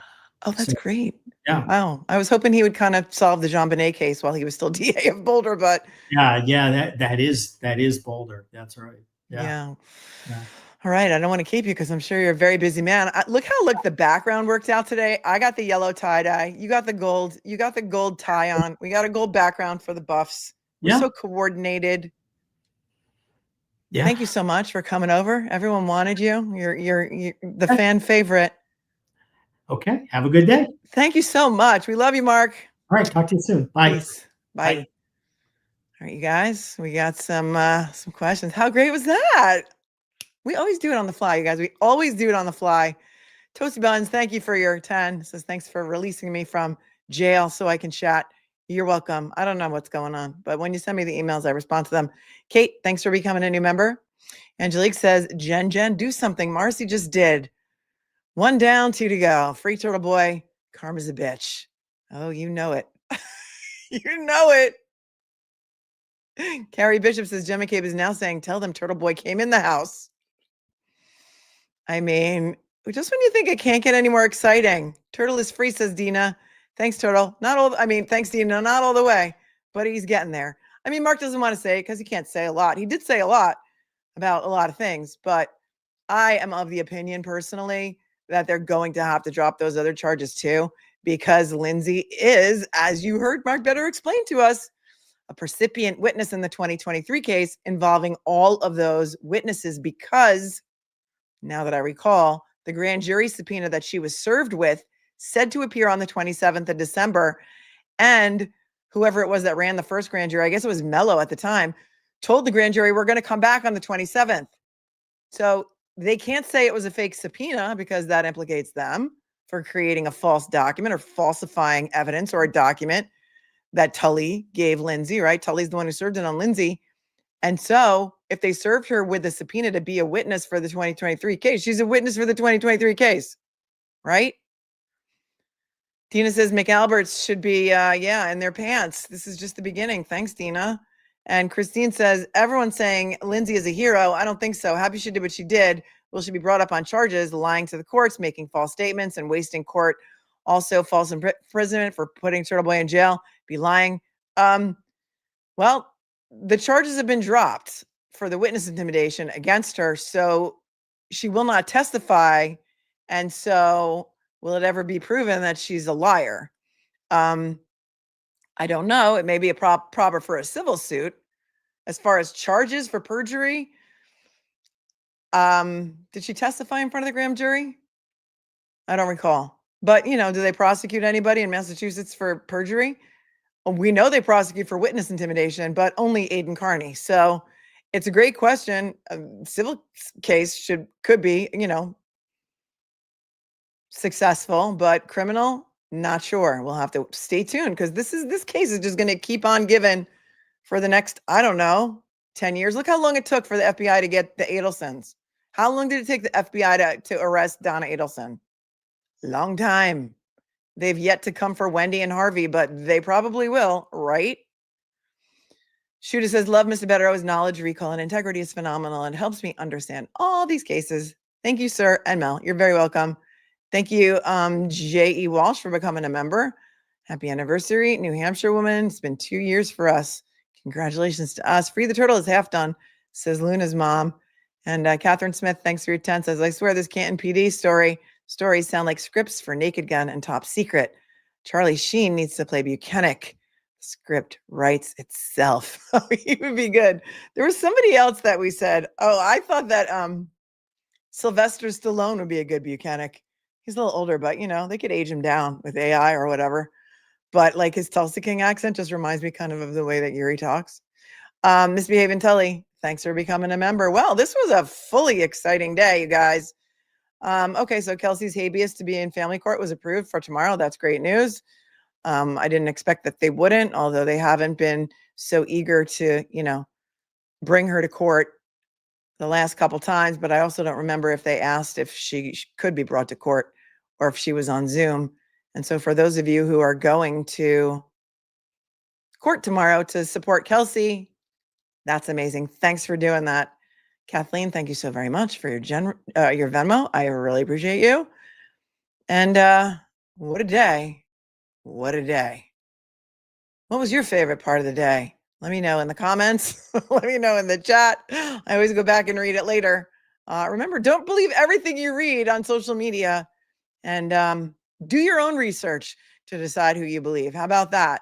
If you want to go watch a 9-hour stream, go watch that 9-hour stream. I'm not watching it because it doesn't affect me or my life, and I'm never going to cover it. So I'm not watching it, just so you know. Elaine, thank you for your very generous Venmo. Oh, she's trying to catch up. She says, I'm amazing. You're amazing, Elaine. You are amazing. How amazing is Brenda Sweeney? I mean, if you didn't watch Brenda Sweeney at the Canton Select Board meeting, rewind to close to the beginning of the stream.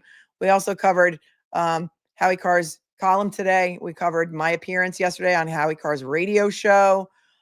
We covered Peter Murphy talking about that 4 a.m. plow call from Las Vegas cops. We talked about the Karen Reed's answer in the civil case, which is really a nothing, boring, and so many things. And this morning we did a whole stream on the shenanigans going on in Oklahoma because it's pretty horrific what's going on there too. They may be just as corrupt as Massachusetts, in my opinion. Yes, the case was dropped. Just the Lindsay case. We'll see what happens. I am very hopeful that the other cases are also going to be dropped as well. They have to be. There's a conflict. There's a conflict. Lindsay is suing all of them, and Lindsay is a witness in at least the 2023 cases that involve at least 10, I think, alleged victims. And then I don't think she's a witness in the 2025 case, but who can keep it all straight? Yeah, my short stream turned into a lot longer. It was fun. We covered everything. I was telling you everything. And there it is. What a great day. For Aidan, he got part of his charges toss. So if anybody's trying to convince you that Aidan and I are like fighting because of like the whole hidden true crime thing, it's not true. I didn't do any research on the case. I know nothing about it, and I don't intend to either. Seeing a photo pop up in my timeline of Jennifer Coffendorfer was just about all I needed to see there. So, my friends, stay cool, stay kind, stay classy. You can do it. I know that you can do it. Now, all those other people out there, not so convinced about. I'm going to be on with Samantha Benigno tonight at 8 o'clock on her channel. So come on over and watch us over there. And I will see you then. So breaking news, Mr. Bederow, we had it all. We had it all. I'll talk to you guys. I'll see you at 8 over on Samantha's channel. Stay cool, stay kind, stay classy. Do all the things YouTube likes. Smash the like, comment respectfully, share the stream out. And also you can hype the video. I don't even know what that is. It's like hype the video. You can give it points. Oh, her channel is called I Don't Belong Here. Thank you. This is actually, it's like a dress. It's like a tie-dye dress. Thanks for asking. Bye, you guys. I'll see you real soon. I'm sure it'll be tomorrow. Oh, well, 8 o'clock tonight. Wait, let me see if I can redirect you over there. If she has redirect set up, just give me 2 seconds. And then that way you can just hit the reminder button and you can come back later at 8 p.m. Eastern. Because, you know, I'm sure there's going to be lots of more stuff to talk about later. Let's see. Huh.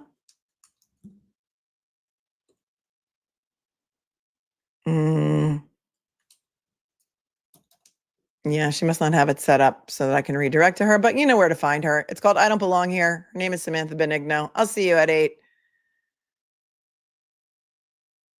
Oh my goodness, 20 gifted memberships. Hold on. Getting in there under the wire. 20 gifted memberships from Fire Pilot's Wife. Thank you so very much. There are 20 new members in the chat.